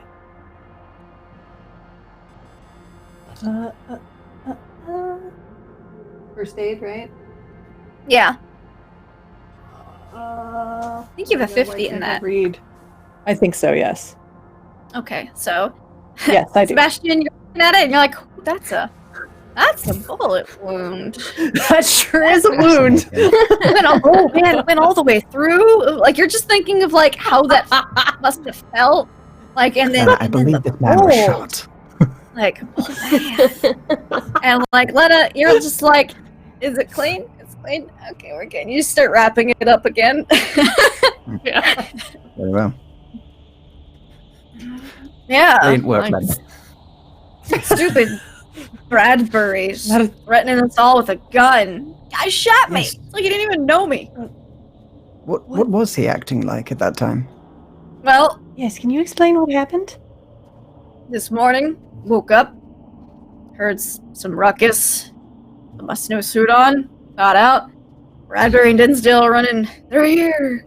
Burn them all. Burn it out. Whatever. I was looking around for the source of the danger because I immediately assumed if someone's running around with a lit torch saying, They're here. they're here, something's wrong. Well, I was looking around, and Dinsdale set the bloody mess tent on fire. On fire. Who sets the mess? That's where all the food is. And it's very rude. Tried to stop him. We tried to stop him before they got to the comms tent, but Bradbury threatened us all with a gun. It's like he was wild. He didn't even know who I was. The doc says they've all gone snow crazy, and I can believe that. He shot me in the arm. We stopped him before he was able to put shots into anybody else, except for the generator there with the radio. But Oh. You've got Yeah, that so under you- hand. How are they? right? crazy. How are they faring now? They Well, awake, or- Dinsdale's unconscious, passed right out. Bradbury, well, he's in the med tent under Doc Anthony's supervision. Very well. I believe we may need to have a conversation with these individuals. What say you, Lena? I think so. At very least, just to make sure they're all right. It's very odd Indeed. behavior. If they are snow crazy, as they say, I'm sure we'll be able to do something about it. I've got some supplies, and I can always see what I can do to help. And of course, your smarts are always very much needed. Good. As seen, he says, kind of looking at the gun wound. It was a bit. All right, startling get to back look at, to the- honestly. all Yes, right, you you take it two. easy on the I'm gun. gonna go fix the generator. Try Yes, to. of course. You be careful. Take care of that wound. Okay. You really should rest. And he walks back out and starts handing tools again to Zax. What about what is everybody else up to as those two were talking to Hopewell? I think Hayden had kind of gone off and had gone to talk to the pilot next to the plane. Okay. Yeah. Okay. So Hey. his name says Williams on his little badge. He's like, "Oh, hey, yeah, from the other camp." Yeah, Oh, Hayden Stewart. right. Kyle Williams. Nice to meet you. That's just crazy what happened today. Oh man, you should It have is. seen it. Yeah, this kind of stuff been happening since you've been going. Oh man, has it been happening since we've been going? Let me tell you, it has been. Gosh, we had like the whole way down here. We just lost some food. There was electrical outages on the ship, and now this. I mean, it's like she just didn't prepare. She didn't prepare. She didn't bring any extra supplies. We lost too much. Man, it's gosh. We're supposed to eat. Same thing. We've had a number of things happen to us as well. Seems a lot of benefactors didn't really prepare either. It's just crazy what's going on out here. It's insane. Crazy. And the pilot for that crew. Oh, nice. Nice. I'm Miss Lexington's co-pilot here. So does he say pilot and then change it to co-pilot? No, he says, yeah, he's a pilot, but you need 2 pilots to fly the plane. So he's Okay, qualified to be main pilot. She's just whenever she wants to fly, she makes me co-pilot. Does she fly often? No, not really. Just when there's something big and exciting to do. See, she flew over the South Pole yesterday, but I was the one who's been flying the supplies back and forth from the ice shelf to here. So, Real grunt work. Yeah, we're talking about things happening. We one of the ice caps we were kind of going on split, and half of our fuel got dumped down to the water. Oh man, that sounds awful. Yeah. Gosh. Easy. And I've been looking to kind of get some more. I'm pretty good with electronics and things like that. I can give you a man a hand over there if you give me up some fuel, because it's like flying in this weather. It's going to use it more fuel than you need. Well, I'm not at liberty to do trades like that. You're gonna have to take that up with Miss Lexington. But see if she's. You guys hear something breaking inside the tent, like the tent that Starkweather and Lexington are talking in. Sounds like she's already in deep discussions with your leaders there. Yeah, I kind of say to him, you know what they're going to be like. One pilot to another. Yeah, for sure. Yeah, it's crazy. Whew. Yeah. Do you have extra barrels or? I mean, I think we got a few extra. Got enough Should've fuel won. to let this one around. Should have wouldn't mind if a few of them, fell off the truck. You know what I mean? Give me a persuasion check, Hayden, or a fast talk. Let's see what's better. Can you Not fast talk. Can you boost it with some? Yeah, can I boost it with some money? You also Alcohol. have the, Can he make You an also have in-universe donation? An in-universe donation. I mean, you can always try. Yeah. Jim is right though. You do have the the success. I know. rating. I've been trying to save it for when I see Cthulhu's face. I'm saving it.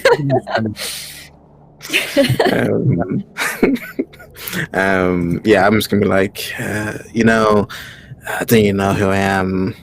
Putting out that card. You're Hayden pulling Stewart. up the famous card. It's just Hayden Stewart. It's really meant a lot. And when you get back, if you want a job, doing a better gig, I can see you flying your own plane with my agency.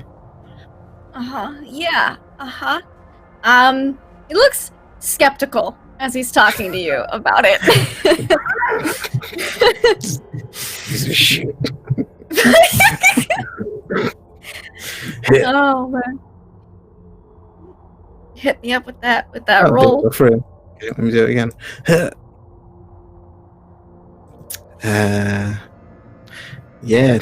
No, that's Yeah. it's a no.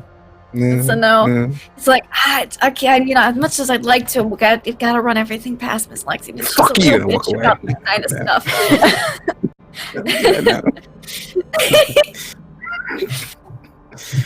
Yeah, no worries. Yeah. And, Yeah. She gives the go-ahead. I'm all about it. I just, just gotta run past her first. I'd wait a while, though. It sounds real heated in there. Right? Probably the hottest spot in the Arctic right now, right? You gotta, like... you know what? God, I'm gonna do this just because it's so good for story, even though I'm gonna kill myself, just like mechanically wise. But I'm gonna go in there. But you can cut to someone else if you want during that time. Okay, you're gonna go into the hut with Lexington? Okie dokie. Alright, we'll cut to, what are Baxter, Hunter, and Lois doing? These conversations are kind of all taking, in the same place. Simultaneously. Yes.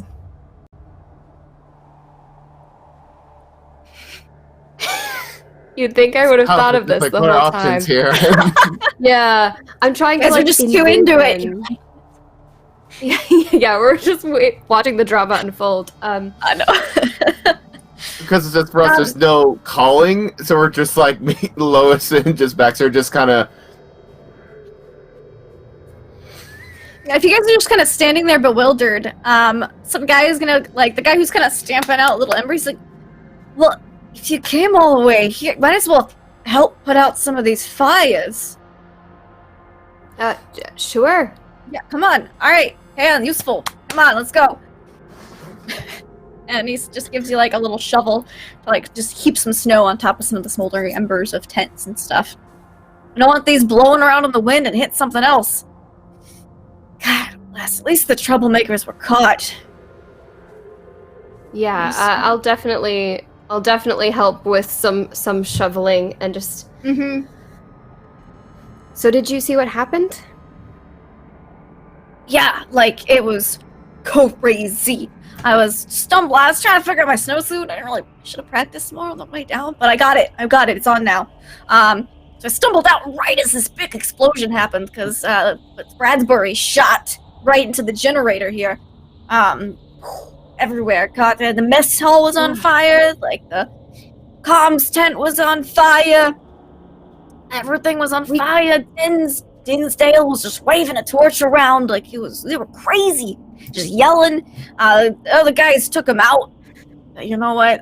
There's some rumors going around that these were the guys who were responsible for a bunch of our food going bad, on the ship. Maybe they put some of the electrical outages. They're thinking that these are the troublemakers because we've had troubles this whole goddamn trip. Now, Miss Lexington, he's leaning in real conspiratorially with you guys. He's obviously a gossip. He's not Miss Lexington. She's convinced what if troublemakers have been in this crew and sent by that Stockweather guy. Now, I'm not so sure about that. I don't know, because I know some people on the docks, and word is some money was getting passed around. You know what I mean? So I mean, Starkweather even looks like he's got money, but I don't think he's smart enough, honestly, to pay people to do this stuff for him. And you hear what's going on over there, don't you? And just kind of motions to the tent. It's I don't think sabotage is his style. Yelling, though, on the other hand. That's why I don't think he's smart enough to sabotage. I think he'd just walk in and stick a dynamite or something. I don't know. You're not exactly Glad he wrong. Yeah. So I don't think it's him, but I definitely think that somebody was behind those two being crazy. Maybe they just, I don't know, but it's just what I've heard. At least they're caught. Right. No more troublemakers now. Yeah, that's good I to hope hear. that's the end of the troubles for your trip. Yeah, it's been a real pain in the ass. Let me tell you. It's just, power on the ship for a couple days, fixed it. Now the food we've had to eat, we had to eat rations. Just straight up rations most of the way to Australia. It was awful. I can't imagine. Yeah, it was awful. And then when we picked up more in Australia, some of those went bad too. I like food. And did this person have a name badge by chance? Oh yeah, this guy's name is Jenner. Jenner, got it. Mm-hmm. Because we did not have, he had like 0 introduction, so it's like, we didn't want to be rude. Oh, no, he's got his Jenner on his name tag. Well, we came as quickly as we could, Jenner. We heard of the emergency, I think, when we got here. In the aftermath, we were just so stunned. I hope pretty shocking. we can help in some way. Shocking. And I appreciate that you guys came over to try to help us out. Yeah, that's good-natured people for you, right there. Yeah, we don't have to be rivals here. There's no bad blood between us. No, We're I don't all... know why they're all like look at them. It's like two cats in an alley. Just go at it. Yeah. I would want to be in there. Yes, it's one of these scenes like this where to find the fine line between us and the apes. Right? Yeah, definitely. It's just Mhm. crazy. Like, you wouldn't catch me, like, you'd have to catch me dead to be in that tent right now. And as he's saying that, you look over his shoulder and Hayden's, like, walking into the tent. What is he doing? He lost a good man this day. Long shall he be remembered. Hunter and Director Moore, Professor Moore, would be outside, standing together at the tent. Well, Moore's inside too. Actually, he's kind of trying to mediate, and they actually wouldn't have let you in for this. You could be standing outside the tent. Yeah. But Okay. I will. Yeah. You don't want to go in there right now. you don't want to go. Give them about another 20 minutes. 20 minutes. They'll be good. You're muted, bro. Muted him. I just walk past you and I say, I haven't got time for this, Hunter, and I was going to walk in. You're like his funeral. I'm waiting for and as another we- explosion. I eat some more Dr. Covered scorpions. You hear Yeah. 3 gunshots. I'm taking over this expedition now.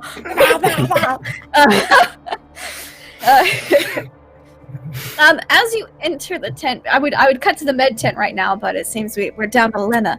So, I need you to make me a dex check, or actually, give me a dodge roll, Hayden, as you enter this tent, as something Yeah. is flying through the air in a fit of rage. I was gonna make a caught in the crossfire joke, but wow. I pass. You pass. All right. So you're able to duck as like a snow boot just like hits the tent, like the canvas behind you, and it hits the ground. And you see a very red-faced Starkweather yelling at a very red-faced Acacia Lexington, and a more kind of just like smoking a pipe in the back of the room, just looking like he's waiting for an opportunity to interject. And as you enter in, Moore's eyes like look up and an eyebrow cocks, and then the other two just kind of turn their heads to look towards you. And that's where we're gonna pause. And we're gonna cut back to Lena and Sebastian. Now you two have gone into the med tent at this point. Inside you see that there are a couple gurneys laid out. On them you see a guy writing in a notebook. He's got his name tag says Dr. Anthony on it, and it appears that there is one unconscious guy on a gurney and one conscious guy who's kind of just sitting quietly. Dr. Anthony walks over. Oh, I can't allow anyone in right now. I'm terribly sorry. That's fine. We are. Well, I'm a doctor too. You're a Psychiatrist, doctor? actually. Oh, well, that's a completely different story. Why didn't you say so? Indeed. And And your name is Lena here Dr. is also Anthony. a doctor. yes, you could sir. say. You are. Yes, Lena started. Right, and Assisting. Dr. Dr. Wintercroft. Sebastian Wintercroft. Excellent. Dr. Wintercroft, I believe that these two individuals, and he kind of pulls you aside a little bit, he's talking quietly, have received an acute case of snow craze. You know, they haven't been to Antarctica before, and it's just the emptiness of it all, nothing but white, nothing but daylight. I believe it drove them a bit mad.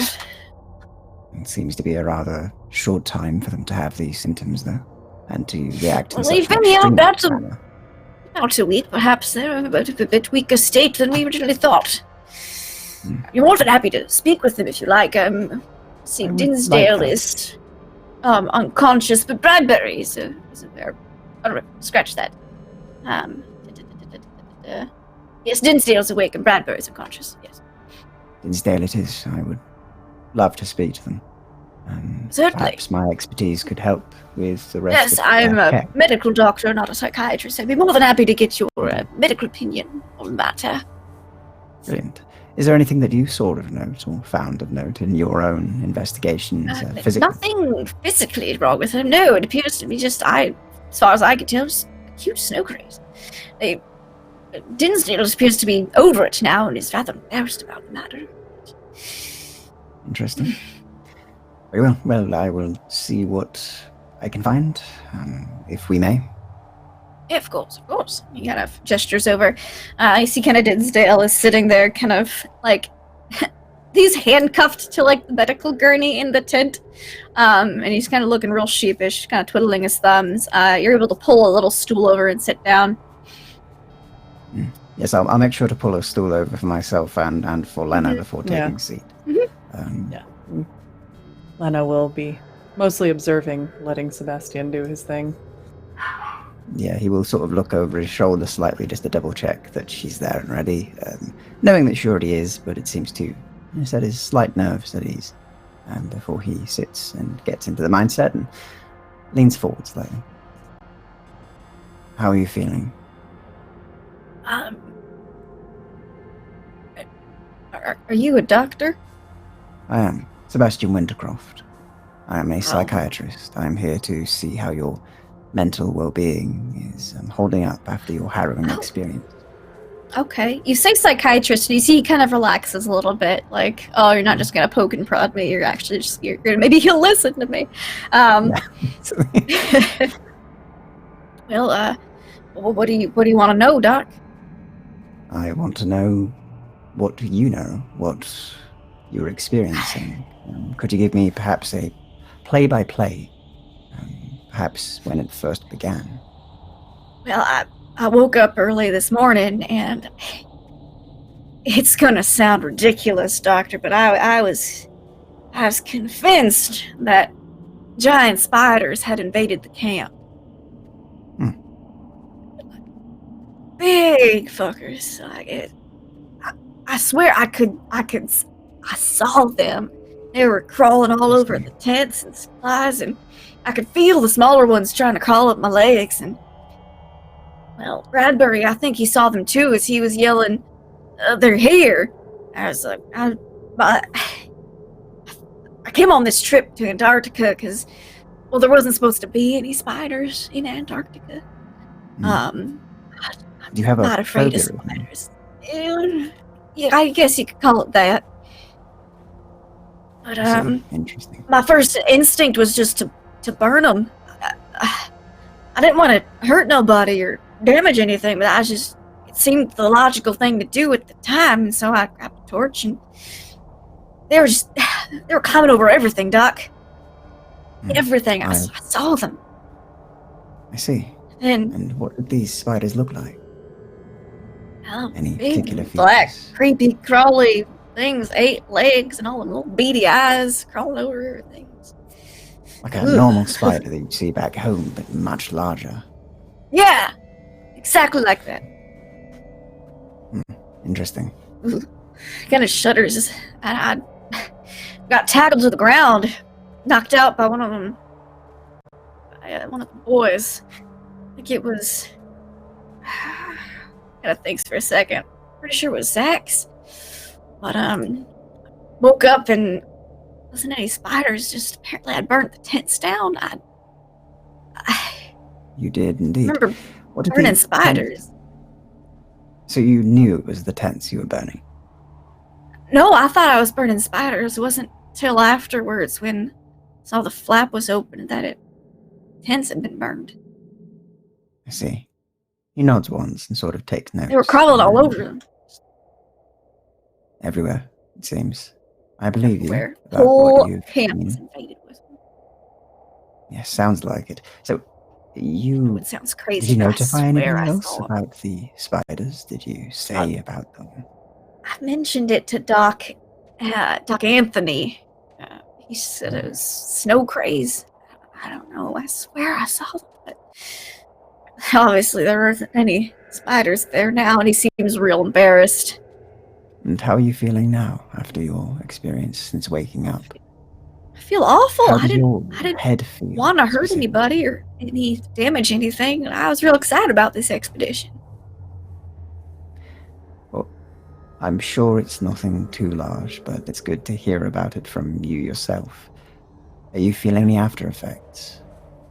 I just feel dizzy, a little dizzy and Dizzy. tired. Understandable.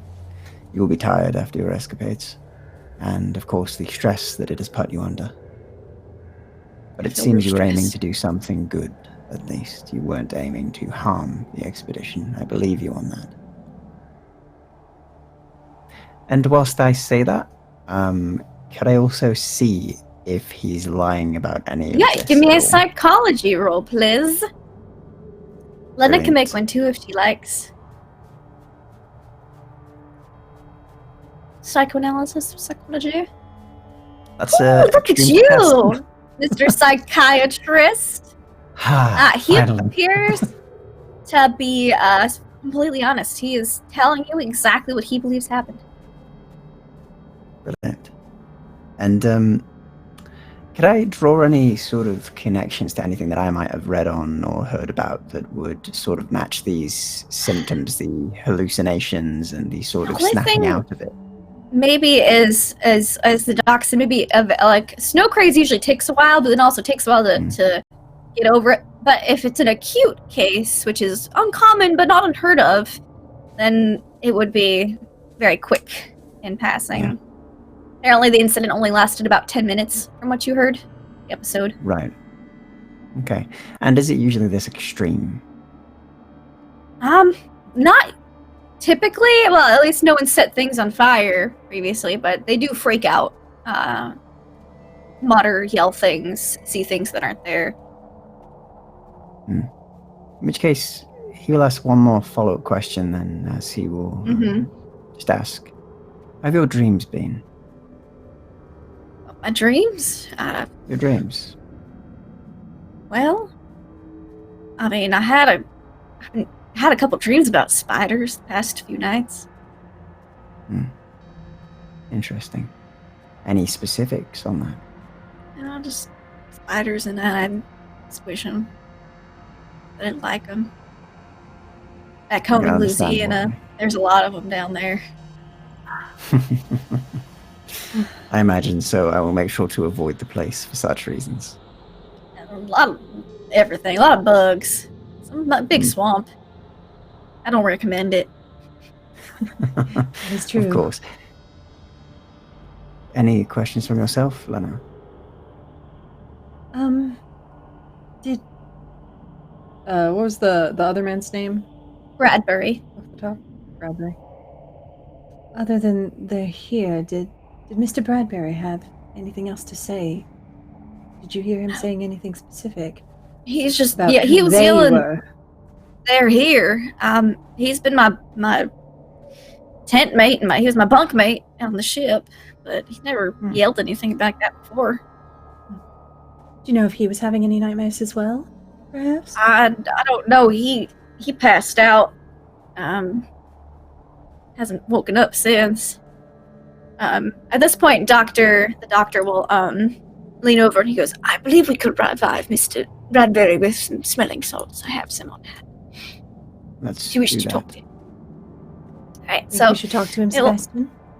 I believe we should talk to him. If we can match symptoms, perhaps we can figure something out. he wakes him right up. Yes. He's good at his job. And you see, he kind of wakes up and he's like, "Huh? Why am I in here? Good morning. What? Good morning. I'm Sebastian Wintercroft, psychiatrist. Why am I handcuffed to this? Why am I in the med tent? It seems that it seems that you've had a bit of a episode. I'm sorry to say, Mr. Bradbury. Kind of Yeah. episode. This isn't no radio drama. We're in Antarctica. science or whatever. The kind in which you have... You had a bit of an outburst, Mr. Bradbury. What happened? No, the tents have been burned and it's been a bit of chaos. What? Shots fired as well. Yes. We were hoping to talk to you and get a sense of what happened. From your perspective, of course. I don't know what you're talking about. I went to sleep last night and then I woke up here.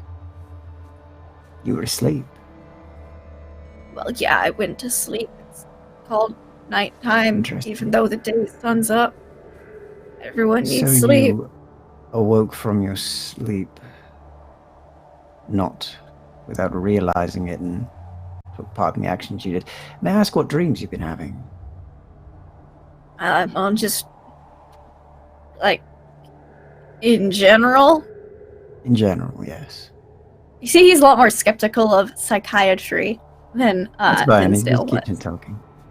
Give me a persuasion check, Sebastian, just to see how much you can get him to talk. Sure. And my persuasion is... Cool. 1 second. Yep, no problem. We didn't roll that one in. Here we go. That's a success. Okay, so he'll kind of be like, well, I guess it's relevant. For the past week, I guess it's kind of this nothingness, kind of having dreams about the war. The war.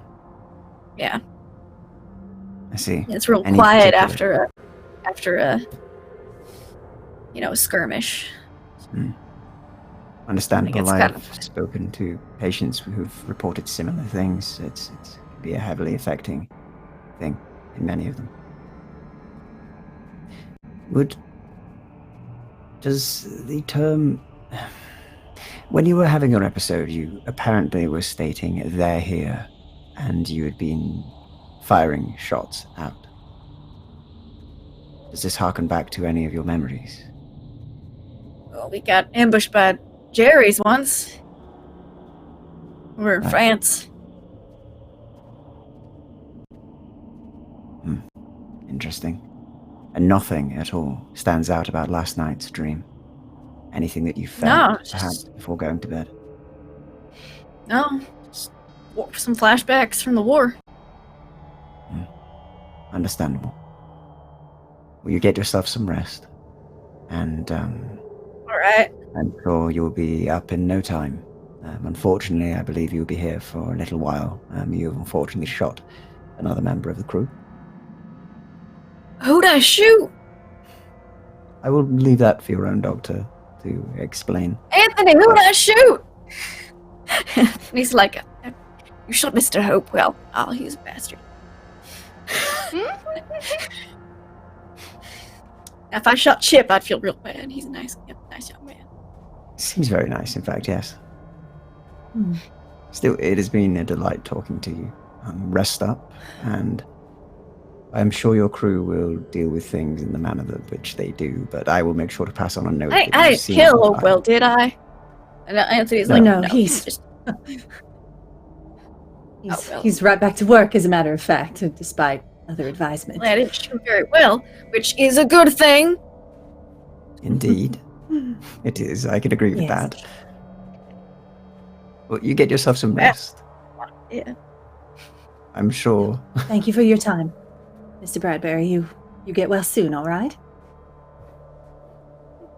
Apparently, I need rest. He looks real do. confused as he kind of sinks back down onto his gurney that he's handcuffed to.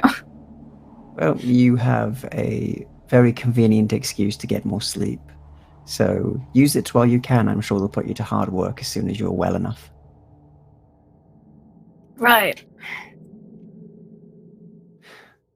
Well then, I will leave you two gents to rest. Have a lovely day, he says before he stands and will begin to Yes. make his way out. Yeah, Dr. Anthony will be Lena like, will follow. so what do you think, Dr. Wintercroft?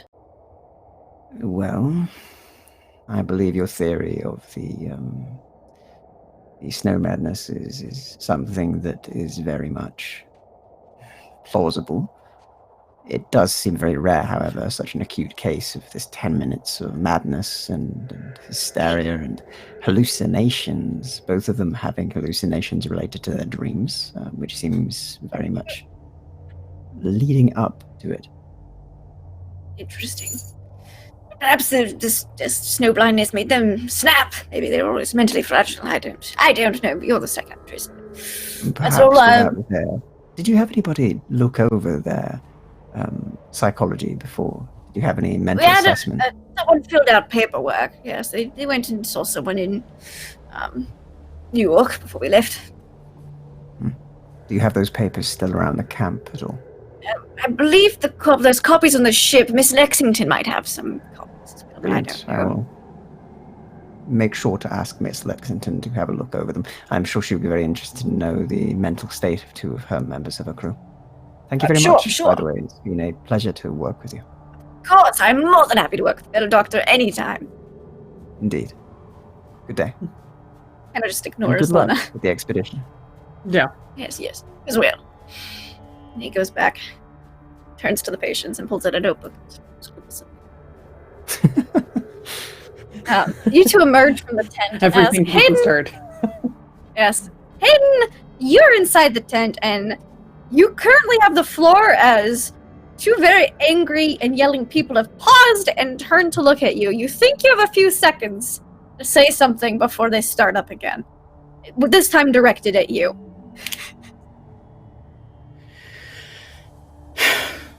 I'm going to walk in. What's around me right now? So this tent is apparently kind of like it looks like Miss Lexington's tent. There's like a cot in the corner. There is a kind of like a fold-up desk, very crude desk with some papers on it. There's this tent pole in the center. Not a lot in here. It looks like very Spartan. Looks like there's some fur rugs on the floor. It looks like a vase got shattered. The sound of breaking was heard earlier. Just gonna put my hands on the table and just say, if we don't get more fuel, our expedition's going to die, and possibly many people with it. I'm tired of hearing you argue. I want answers, and I want the right answers. I'm the pilot. Whatever game you're playing is irrelevant in this death hole.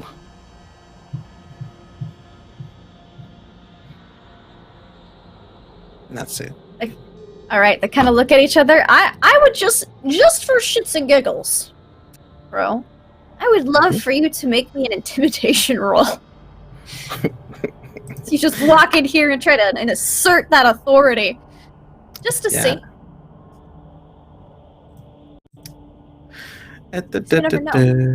See, I'm gonna use my success on that.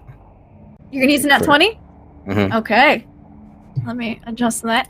So you use that, and Moore actually kind of pulls his pipe out of his mouth like, I'm impressed.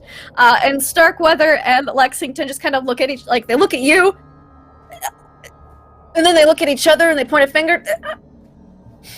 They look back at you, and you can tell they're just so mad at each other, but you brought up some valid points, and they can't argue that.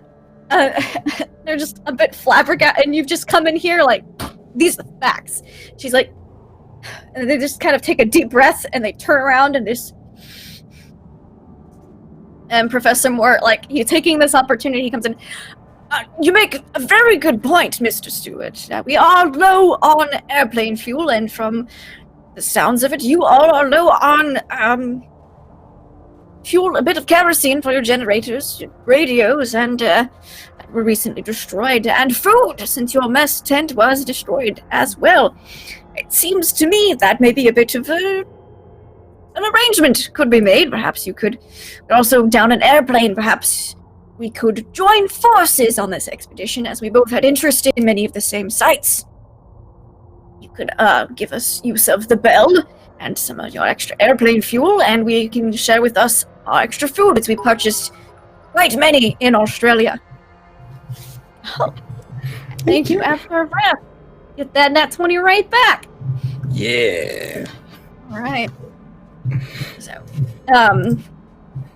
kind of like kind of glance over at Moore and like glance over at and Acacia. She met you in the German restaurant, so she looks over at you and she goes, "Well, I suppose that you make a very excellent point, Mr. Stewart. And we do have a complete extra fuel reservoir for the Bell. If Mr. Starkweather here would be inclined to share some of his resources in food and the like, I don't see why we couldn't be reasonable adults and work together on this." And Starkweather turns around and goes, "Well, I've always been known as a reasonable man, Miss Lexington, therefore I do not see why this arrangement would be a problem. We should probably combine camps. Or you know what, we're headed over to the lake locale, which I know you had so much interest in." She's like, "I did have interest in that, thank you very much for listening, Mr. Starkweather. Yes, well, why don't we just, instead of having two separate camps, we can just have our little base camps here, as our ships are indeed separate, and we can just have one big base camp at Mr. Lake's former campsite." "Well, I'm quite amenable to that, Mr. Starkweather. Thank you, Mr. Stewart, for shedding in some valuable logic and insight. I will get to packing up and having the Bell ready to go as soon as weather clears out. Does that sound amenable to you, Mr. Starkweather?" And he's like, "Oh, does that sound amenable?" And Moore's like, "I think that sounds quite amenable. Let's go, Starkweather." And he kind of just starts walking him out. So they Just have sex to get over with it. They just got a little louder.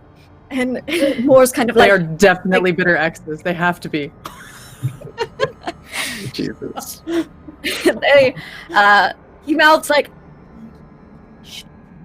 to you as like he walks out of the tent and Starkweather's just marching out. He's like, "All right, everybody, if you are done here, we are heading back to camp and preparing to make a forward base at Percival Lakeside."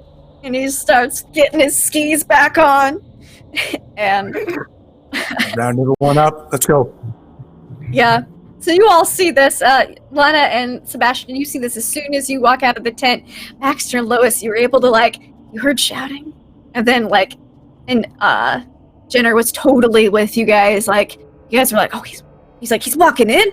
Turns around and you guys listen, the shouting stops. You're like, "Oh man, I hope they didn't kill him. Is he dead? He's dead." He's totally dead. There's only one explanation. Totally dead. No question about it.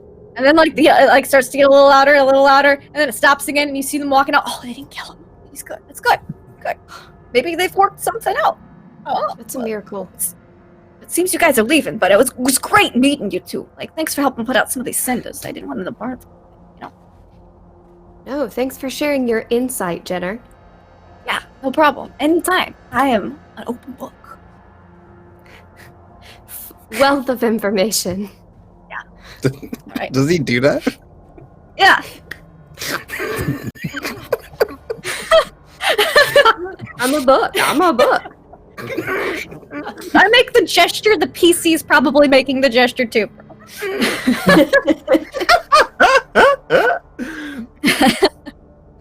And so Olaf sounds like a good New York boy. They talk with their hands.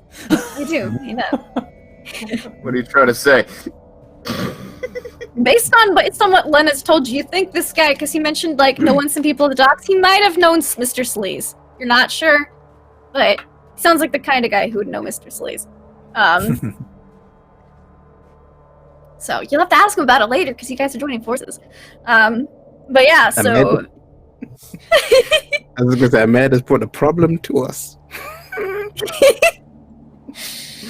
So you guys put your skis back on. Olaf has unloaded some of the extra trail generator as Moore's we'll leave this radio here for you. We'll negotiate exact terms and what we'll be giving to you and receiving and fuel and the like. And when we get to the Percival Lake, good. I'll be in radio contact with you, Miss Lexington. Goodbye. And he's whooping you guys. It takes about 2 hours to get back, and you're back in time for dinner. There's some lovely dinner's hot, so that way it's served hot, so it's warm by the time it gets to your mouth. Like somewhat warm. It's not frozen. It's better than nothing. So, you guys are having some warm sardine stew tonight for dinner. It's delicious, Nice. salty, tasty, warm food.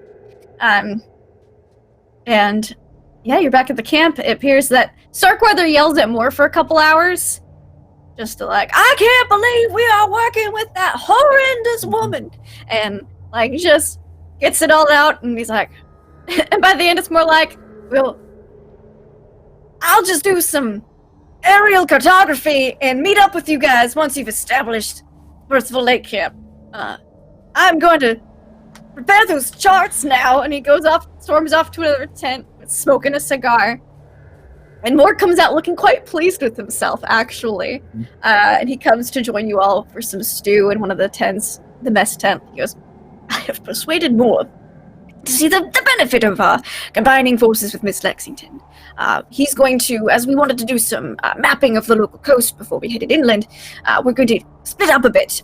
We all are going to go inland, as Hayden is obviously a fantastic pilot. Miss Lexington has quite a generous fuel reserve, actually, and with use of the Bell, we'll be flying both planes up there. Mr. Starkweather will take the smaller vessel with a co-pilot, and they will be doing some scouting of the coast to give him some time to cool off before meeting us up there. And that way all the grunt work of setting up the camp and some excavations been done, and he can be thrilled with discovery and distracted by that rather than mistake.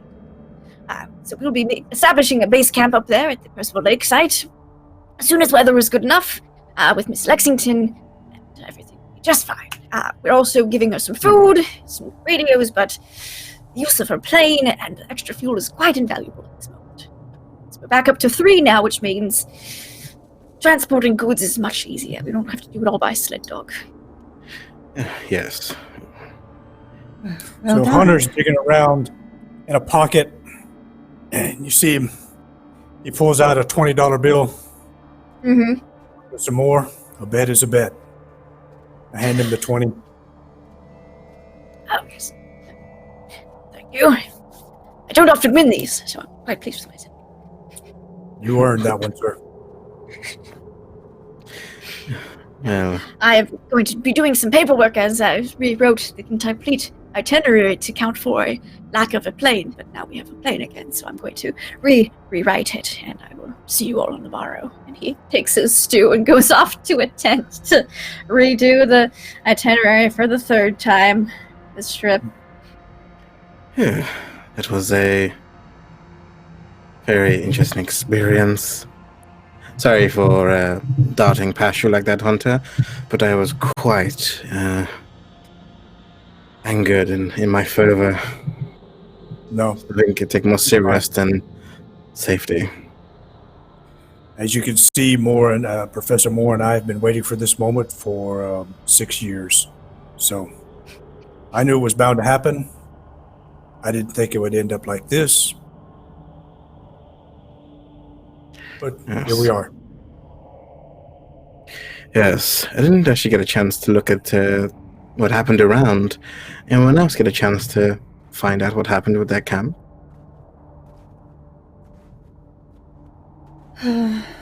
Well, Sebastian and I had a talk with the 2 men responsible. We found out some interesting things. It's a bit unsettling, but Sebastian, you were the one asking the questions. Did you want to, Of Run course, through it? not a problem. He smiles and then looks at the rest. So, it seems that it may have been a very acute and sudden episode of this snow madness. Speaking of, the conditions, however, seem a little too convenient. I'm unsure what else could have been going on, but both of them were having dreams for multiple nights beforehand, both relating to the things they saw. They had hallucinations. One of them was hallucinating spiders, massive spiders that were all over the camp, hence burning down the tents. He was attempting to try and save the rest of the camp in his mind, but of course was seeing these delusions. And the other, it seems they may have fell asleep and been having night terrors about their times in the war. They have said they were ambushed once. They're here, is what they repeatedly said.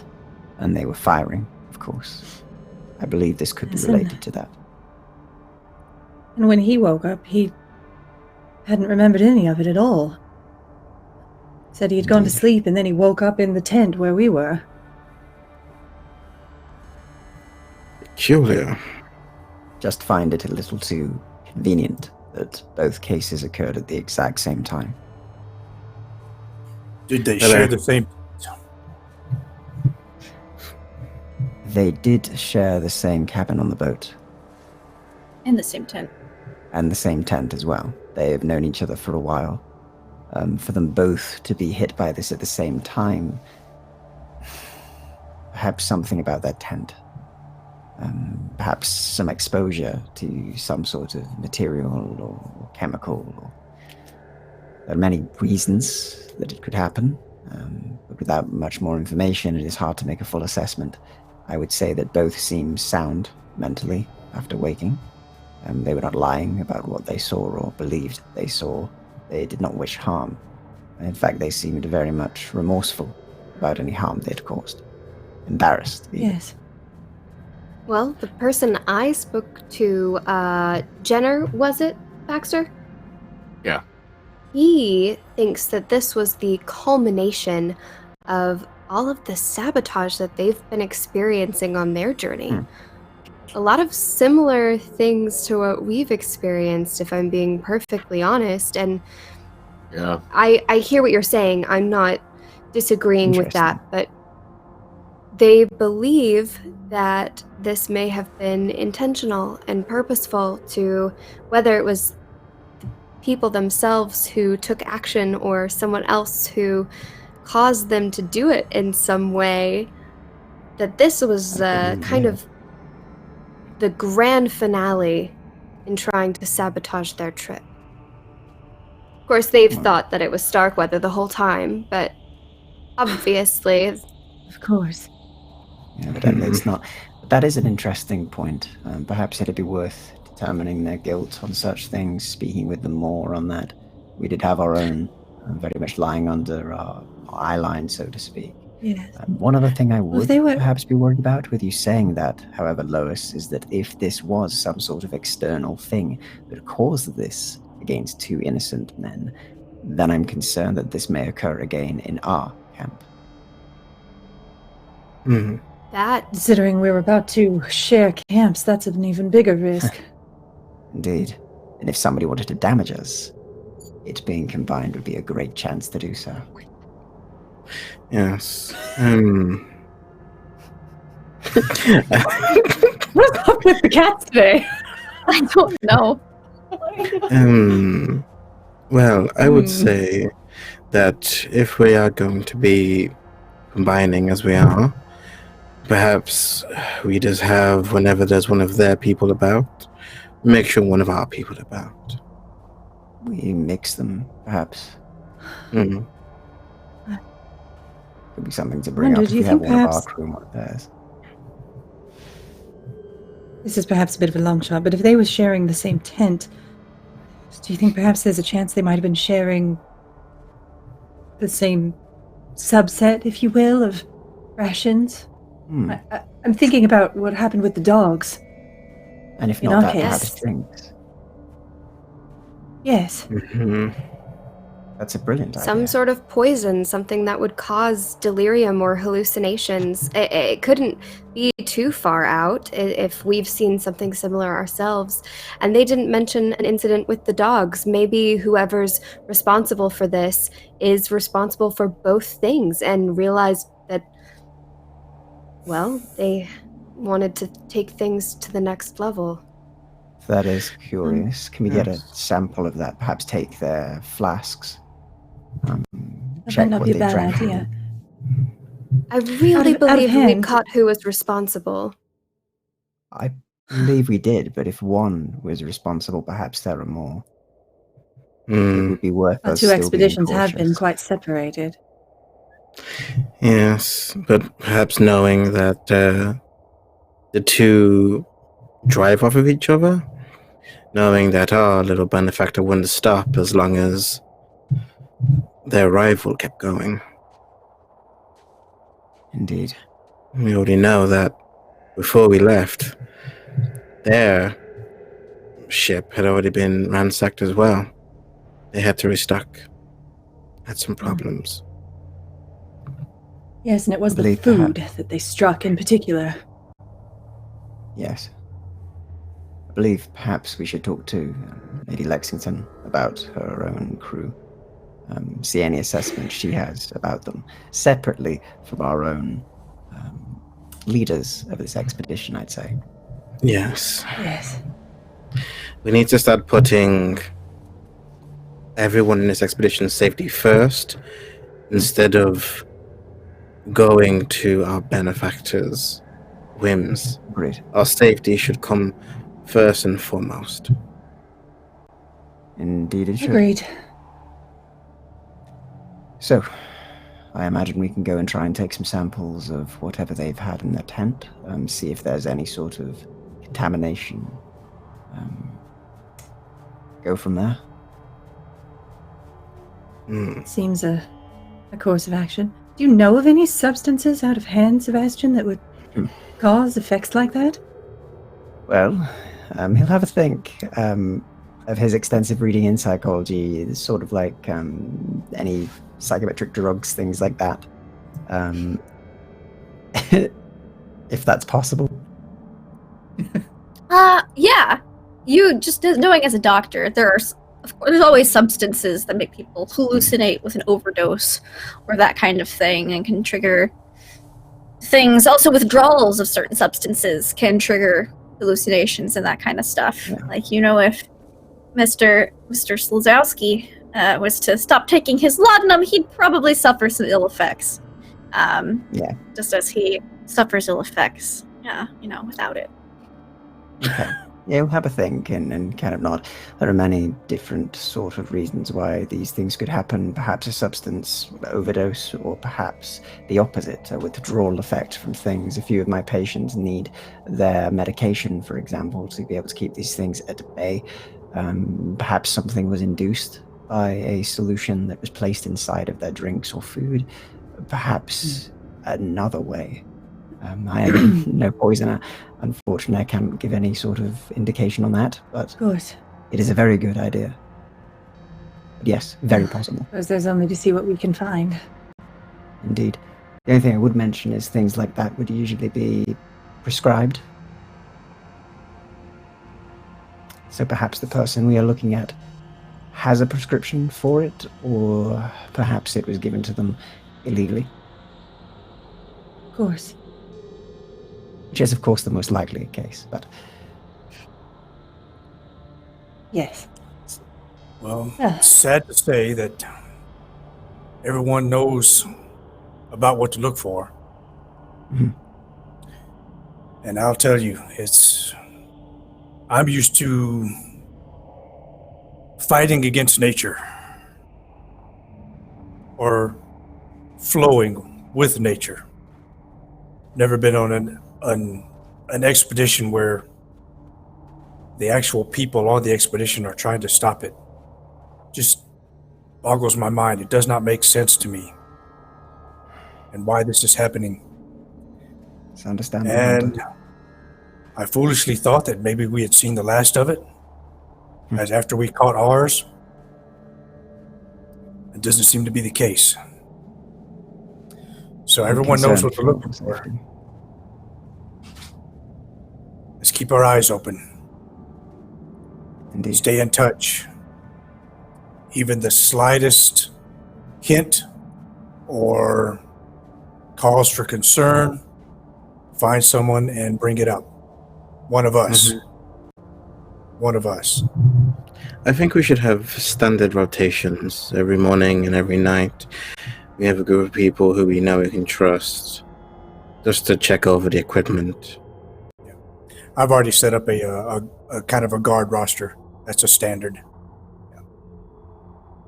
I especially want to be sure that all of our scientific findings are kept very safe.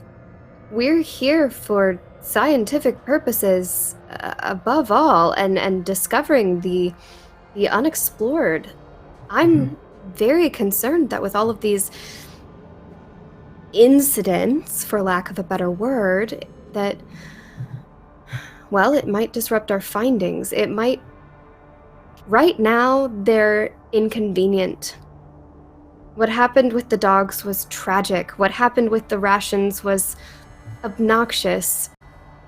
If we don't have the information we came here to find at the end of this trip, it could be disastrous for the program, for the future of expeditions, for the future of science. Completely agree. I want us All been to for be naught. Exactly. I want us to be diligent, and if rotations is the best way to do that, or each of us being sure to keep track of the things that are most important to us on this trip, so be it. Well, I think those notes that agree. we've received kind of point towards that. And if any sense can be made from it, something is trying to keep us away. And the only thing I can Something or think of someone? is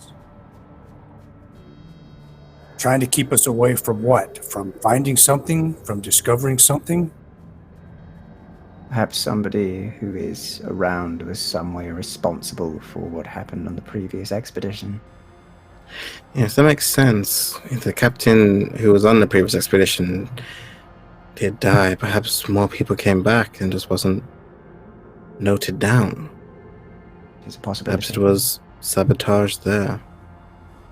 Because whoever is doing this is speaking as if they know, speaking from some sort of experience. I mean, it's insider knowledge. It has to be. The Certainly only seems reason like they it's- could be trying to keep us from learning something is if they already knew it themselves. And that Yes. shouldn't be possible. Hunter will look at We Lena. may-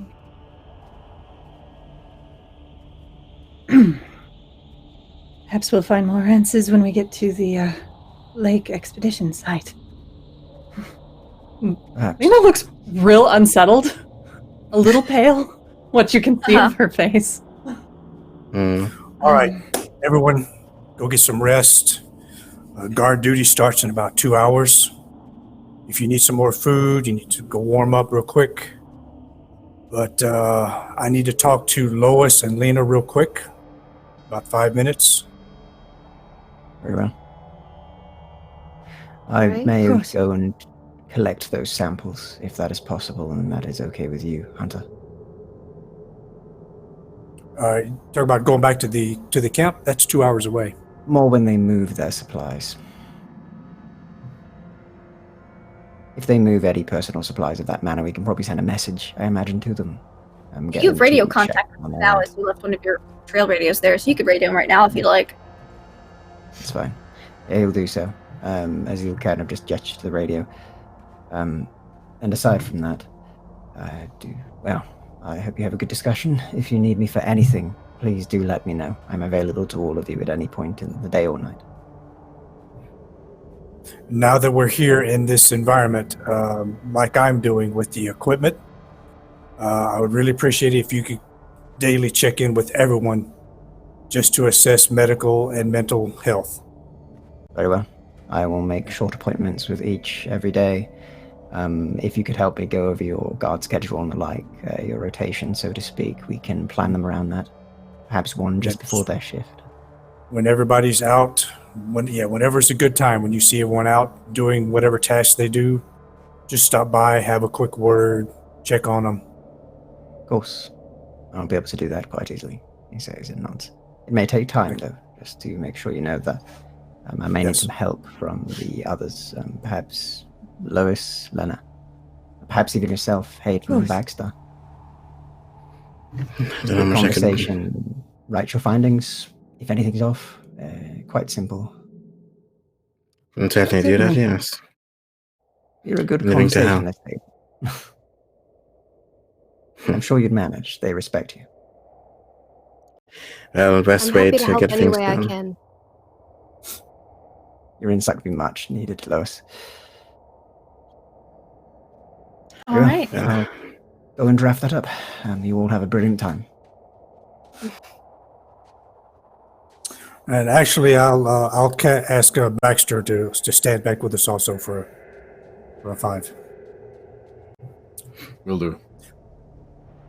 All right, so our main base camp is going to be once we find this other camp. And my job is, as structural engineer, is to build some shelters. Now, does anyone remember what happened to the previous shelters, the previous expedition shelters? How deep does your knowledge go? You just read the public accounts? Pretty sure Lena basically knows only the public accounts, but Yeah, you guys collected all of it very diligently. I think you would have pestered some of your fellow professors specifically about that camp. It sounds like a storm took out most of it.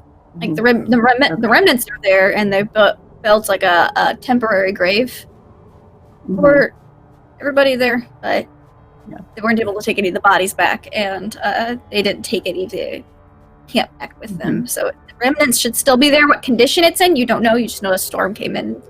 According to reports, the storm came through, took everybody out.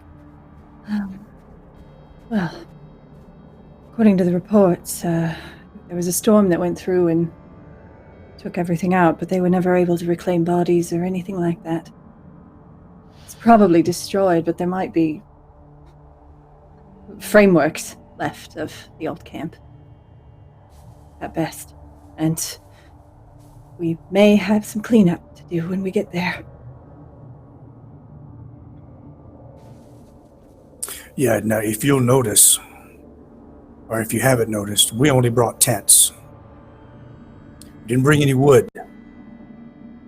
And I had to push hard for that, for one reason. Because the previous shelters, they built houses, they built wooden structures.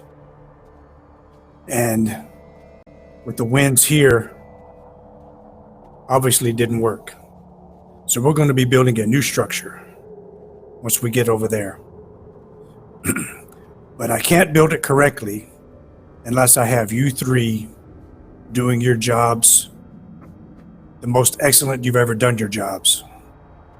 Baxter, I'm going to need a highly detailed cartographic map of the layout of the land. Lois, I'm going to need wind directions. I'm going to need how and where from the wind is blowing. That's going to play in drastically for where I can build the structures. And from Lena, I'm going to need to know the land, the ice itself. I'm going to need to be in a bit softer ice, but not so soft that once we fashion it into the fashion that I'm going to put it in, that it collapses. It's going to need to be at least made solid, if not solid once we get there. We're going to be using some explosives to dig holes, but I don't want to put the explosives willy-nilly. They're going to have to be in places that's going to be conducive to building a good shelter. Plus, I don't want to put in explosives anywhere where you think you might be doing some digging. That's much appreciated. I can do that. So all three of you are going to have to team up, and I'm going to need the best jobs from each of you. And once you've given me your top best guesses, best computations, whatever you need, then I can settle out where the shelters need to be built and how, and make sure that they get built properly. Anyone know what an igloo is? Yes. Of course. I lived with the Inuits for a year and a half, and that's the shelter that we're going to be building. They're aerodynamic if they're built properly. if they have the proper grounding and the proper ice structure, they will hold the warmth better than any tent, better than any wooden structure will. And they're going to need to be built where the wind is the least prevalent. If we can build them on the lee side of a hill or a mountain, that would also work out best. So this is why I needed all three of you to let me know where is going to be the best places for me to do my best job to help everyone get the shelters built so that we can survive this thing. Sounds like a plan to me. I'll make some graphs. Lois. You've made her the happiest girl on earth right now. Speaking of which, I know Lois has definitely been monitoring the weather so far since getting here. If I could have you make me a meteorology check. Yes. Or a weather check, yeah. Give me that. See how your thing. studying's been going so far. Trying to get y'all skills in here. 31? Oh, heck yeah. Oh, yeah. And that's yeah, it is. Excellent. So yeah, you've already like a stack of graphs and like charts and like temperature readings and stuff from like your time just here. You're excited to get further inland near these mountains. This huge mountain range is supposed to be there and take readings there. You're like, oh my gosh. And I'm going to pull all of the relevant information. Like, it won't be just, like, all the information. I know how to do this. It'll be very specific and intentional graphs. Yes. You're Yeah, excited. I do like that. Make sure that someone like me can understand the information you're giving me. Sure. One thick stack of paper later. But your reading breaks. You all know what you got to do. And preparations start very slowly at first, getting stuff ready. In the next 2 days, weather's really bad. You're not be able to fly. However, November 23rd is Thanksgiving, and so the Americans from the two camps kind of throw together a Thanksgiving meal. Some kangaroo burgers are brought out, as no one really has a turkey. But kangaroo burgers are in abundance, as they were packed among some of the supplies. And Starkweather asks for basically a cartoon from Baxter of the Thanksgiving meal in Antarctica, the first Antarctic Thanksgiving. Because he knows you're a cartoonist as well as a cryptographer. He thinks Group the papers will love it. Oh yeah, Francois takes a group photo. It actually busts out some film, and he does a film reel as well. Nice. So like as I hate to do a group drawing. Everyone stay still. Yeah, cartoon it. Not a lot of people from the Lexington camp come, but a few people do. Most of them, some of them aren't American. But you guys have a pleasant Thanksgiving, and the weather clears up the next day. So you guys get the planes together. The Wendell and the Enderby are your two planes that are taking. And then the Bell is to reach Lexington. I know we don't have time, and we have to play it out. But during that time, I would have, like, at some point, kind of gone to, like, Lena and, like, make sure they were okay because they seemed quite shaken. And then kind of make sure that everyone was all right. And, like, their mindset was okay just during the whole sabotage reoccurring again. Mm-hmm. Now, for Hayden, for you, there's a couple of, like, other pilots who are with you as well. Who do you take for your co-pilot? Do you take one of the pilots who was just brought with you, or do you take that guy you brought from New York? Oh, the guy I brought from New York. Okay, so he'll be your co-pilot. Cool. All right, so everybody loads up. You see that the Enderby, you are flying the Wendell, it's the big Boeing. The smaller plane, the Enderby, you guys are flying together, and then it veers off to take Starkweather, Francois, and a couple other people to go do some other map making and some fancy filmography. You know they're going to do a small adventure reel. You just know it. Like, this is Antarctica! And, like, just some scenic shots and stuff. You know that's what's going to happen. And you guys fly out looking for Professor Lake's camp. Can I get a piloting check from you, Hayden? No need. I crash everyone. No, I'm joking. Finally, my plan comes to fruition. I was the saboteur all along. Curse your sudden but inevitable What a- betrayal. Twist! Absolutely. Is that how you 59. win smooches and ice? Yeah. All right. Yeah. We already won smooches and ice. Trying to find pilot. Yeah, I get that. I got a 75. Cool. So Nice. So yeah, you fly along. There's some turbulence. There's a couple of like updrafts and stuff, but you're able to fly it no problem. Let's see how Miss Lexington does. She's flying the other way because she wants to look impressive. She does pretty good too. She's not any better than you. Like you both made a basic success. She didn't get like an extreme and is flying circles around you or anything. So, crashed into your plane. so yeah, you guys are flying around, and you begin to see in the distance a great mountain range looming up in front of you. It looks small, and then you're like, oh, they're getting bigger, and then you realize we're still really far away. And the closer you get, the more massive they seem. For those of you who have seen mountains before, Hunter, you've been to the Himalayas. These are bigger than the Himalayas.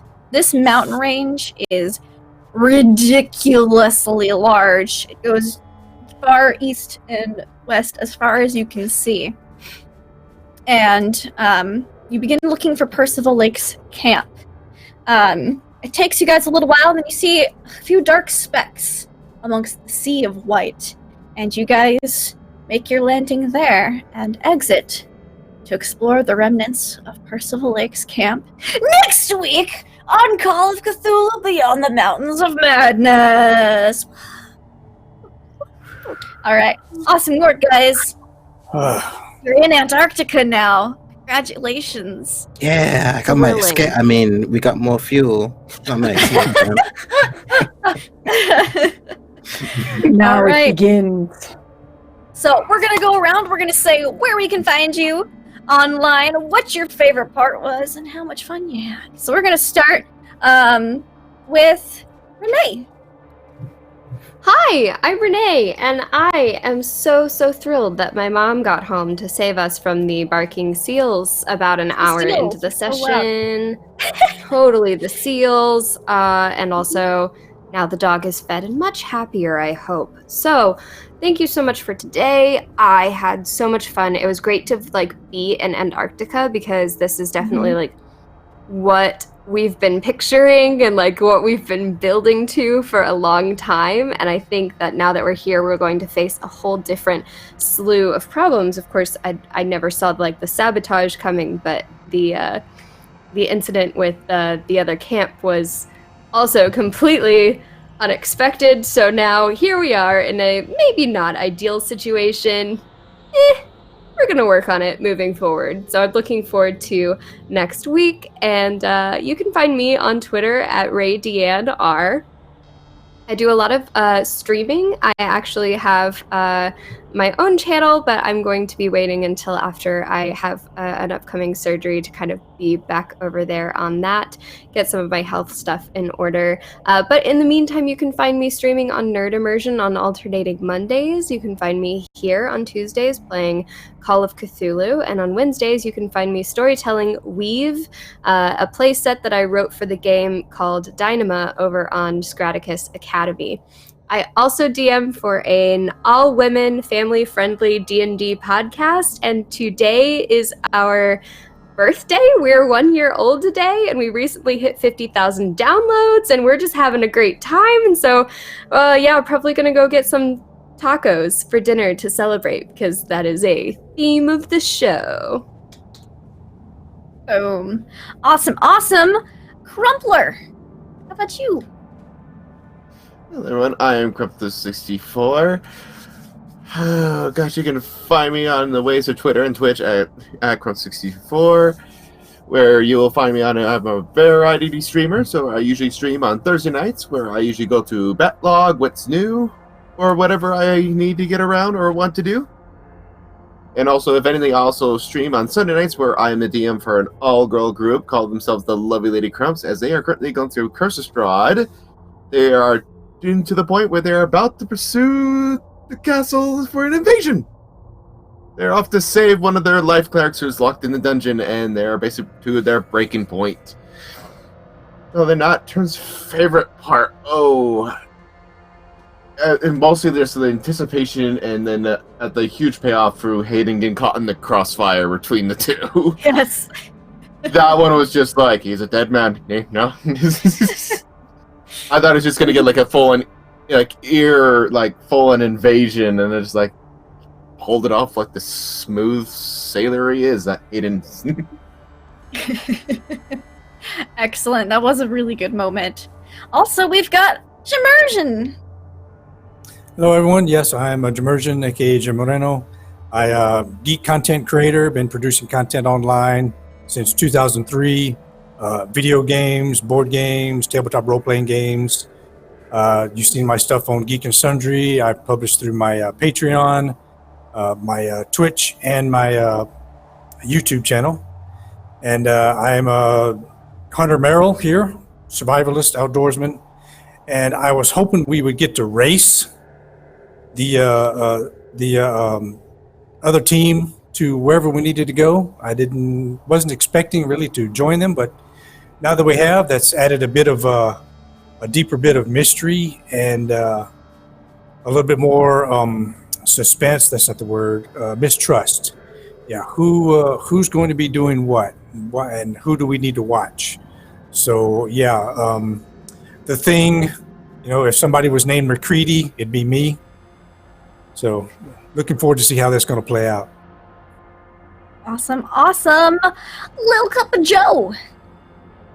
Hey! Gosh, favorite moment. Yeah, the whole scene in the tent was, with our esteemed leaders was a whole thing. I definitely ship them. I'm just trying to decide if it's Lexingweather or Starkington. I don't know what to call that ship. Nice. One of the two. Yeah, so I am Little Cup of Joe basically everywhere on the interwebs. I do things on various Twitch channels as well as my own. This Friday night, I will be running I have a monthly Monster of the Week campaign that is extremely anime because everything I touch ends up extremely anime somehow. I don't know why that happens. As well as a Ryutama campaign bi-weekly on Sundays that I run on my channel. And then you can also find me here again on Saturday alongside Pro, doing some like unrestful hearts things with the esteemed Grant Ellis as our leader in a system that he has written. It's very fun, very dramatic, and I play a sad edgelord cinnamon roll thing. I don't know, it's a whole thing. But come back Saturday and watch us. It's fun. Awesome. It is super fun, just like Smooches and Ice. This is just the side quest. You guys won Cthulhu. Speaking of winning, roll. Hey, yeah. Earlier. I know, right? It was so good. I love it. And that definitely was my favorite moment. Just like going in there and just being like, look, you listen to me. Good. Great, I loved it. I'm Pro Starter, super happy to be here. Catch me on Twitch, Twitter, YouTube, and Instagram, all under the same name. I will be back here on Saturday, as for mentioned, playing Danielle. They've just been super turned into more and more edgy as I've just been playing. That's just my brand. Sad and edgy is my brand. So yeah, can't wait to get back into that. And thank you for having me. I also have a GoFundMe/ProStarter for some just financial aid and things going on. If you could just retweet that, if you can't help out, then that's probably helpful. And I welcome that. So thank you. Thank you for having me as well. Awesome. Thank you for playing. We've got, last but certainly not least, a Hollowtail. Oh, yeah. Thank you very much, Lindy, for running as usual. Really good game. I think my favorite moment still, just like everybody else, is just Hayden going in there and just absolutely taking names and just telling them off and just telling them exactly what's going to happen. It was brilliant to see somebody finally do it, and it coming from Hayden is just perfect, I think. And I'm Hollowtail. You can find me on YouTube at Hollowtail, where I do tabletop-related videos, analysis, and soon a couple of streams that I'm planning on doing, and a podcast as well, which is currently editing. I'm just incredibly slow at editing it, apparently. And aside from that, you can find me at Twitter at Hollowtail, and of course here every Tuesday. Awesome. All right, and me, I am Laugh Love Lindy. You can find me pretty much everywhere on the internet as Laugh Love Lindy.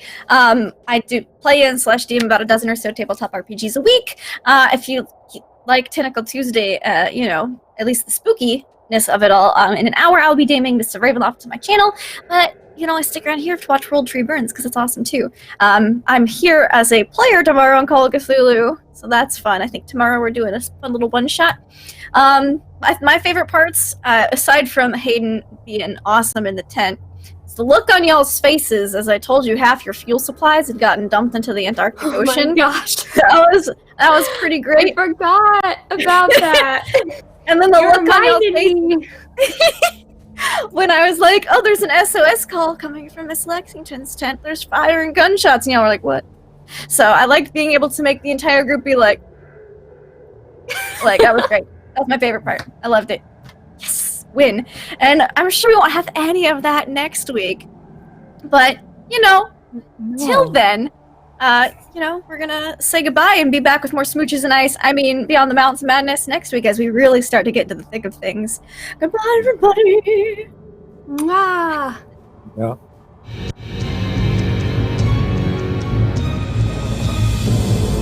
Hit the sticker button.